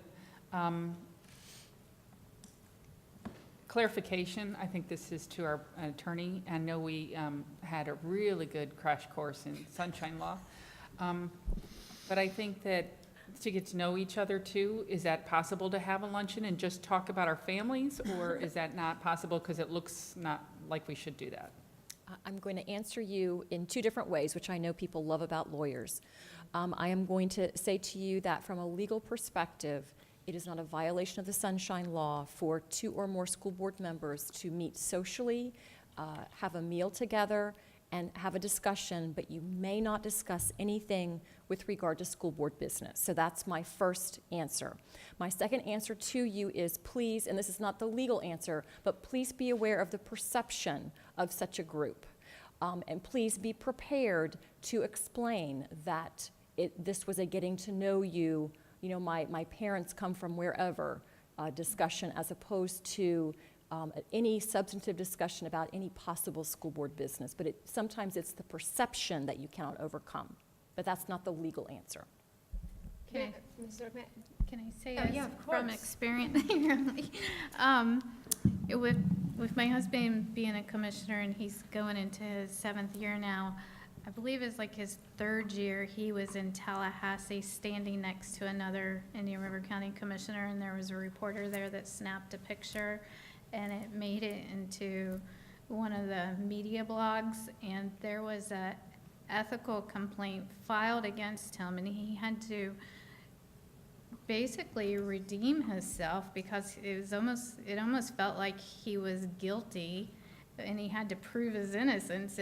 They weren't talking about anything, so it's not fun to have one of those complaints filed against you. No, perhaps we can invite an attorney or a reporter to join our lunch. I And get I will it, probably I not get be it. sharing personal information. That lunch. May I just, so, there are school boards, what you're going to find is there's a lot of camaraderie among school boards and school board members. There are school boards that go out to dinner every night after their board meeting. They host Christmas parties at their homes and invite district staff or other school board members to their home. I recognize what Mrs. DeAgressa is saying, and I think it is important. I think we would be remiss if we did not recognize how many things we have in common as women and mothers and daughters and community members and citizens. So I hope that we're able to foster a good relationship amongst the school board members, and I think that this community would like to see us work cohesively as a team, and I think any steps that we can do, including sharing a sandwich, I think that, if that's what we choose to do, then I think that might be okay. Okay. All right. I agree. Let's I see. vote. Anyone else have any item for discussion? We good on that? Okay. All right. I hear it. I hear it, Dr. Long.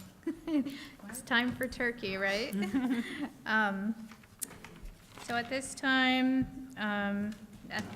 toward the end of our agenda, we have school board member matters, and any member of the school board that would care to speak about an activity or event that they attended or happenings that are coming up in which they would like to share?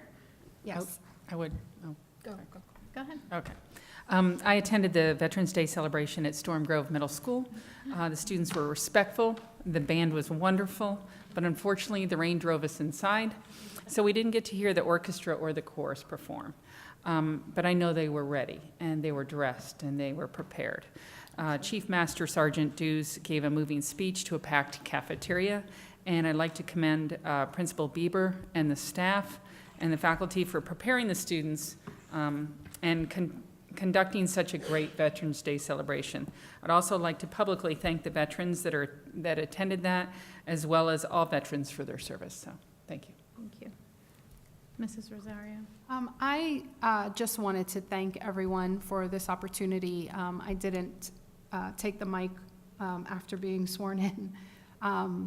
It's probably very impromptu, but I really just want to thank everyone for this opportunity. I want to thank the board. I want to thank Dr. Rendell and Mrs. D'Agresta, and of course Nancy, for all that, Mrs. Esplin, for all that you have done so far to allow this process to really take shape. Thank you for that.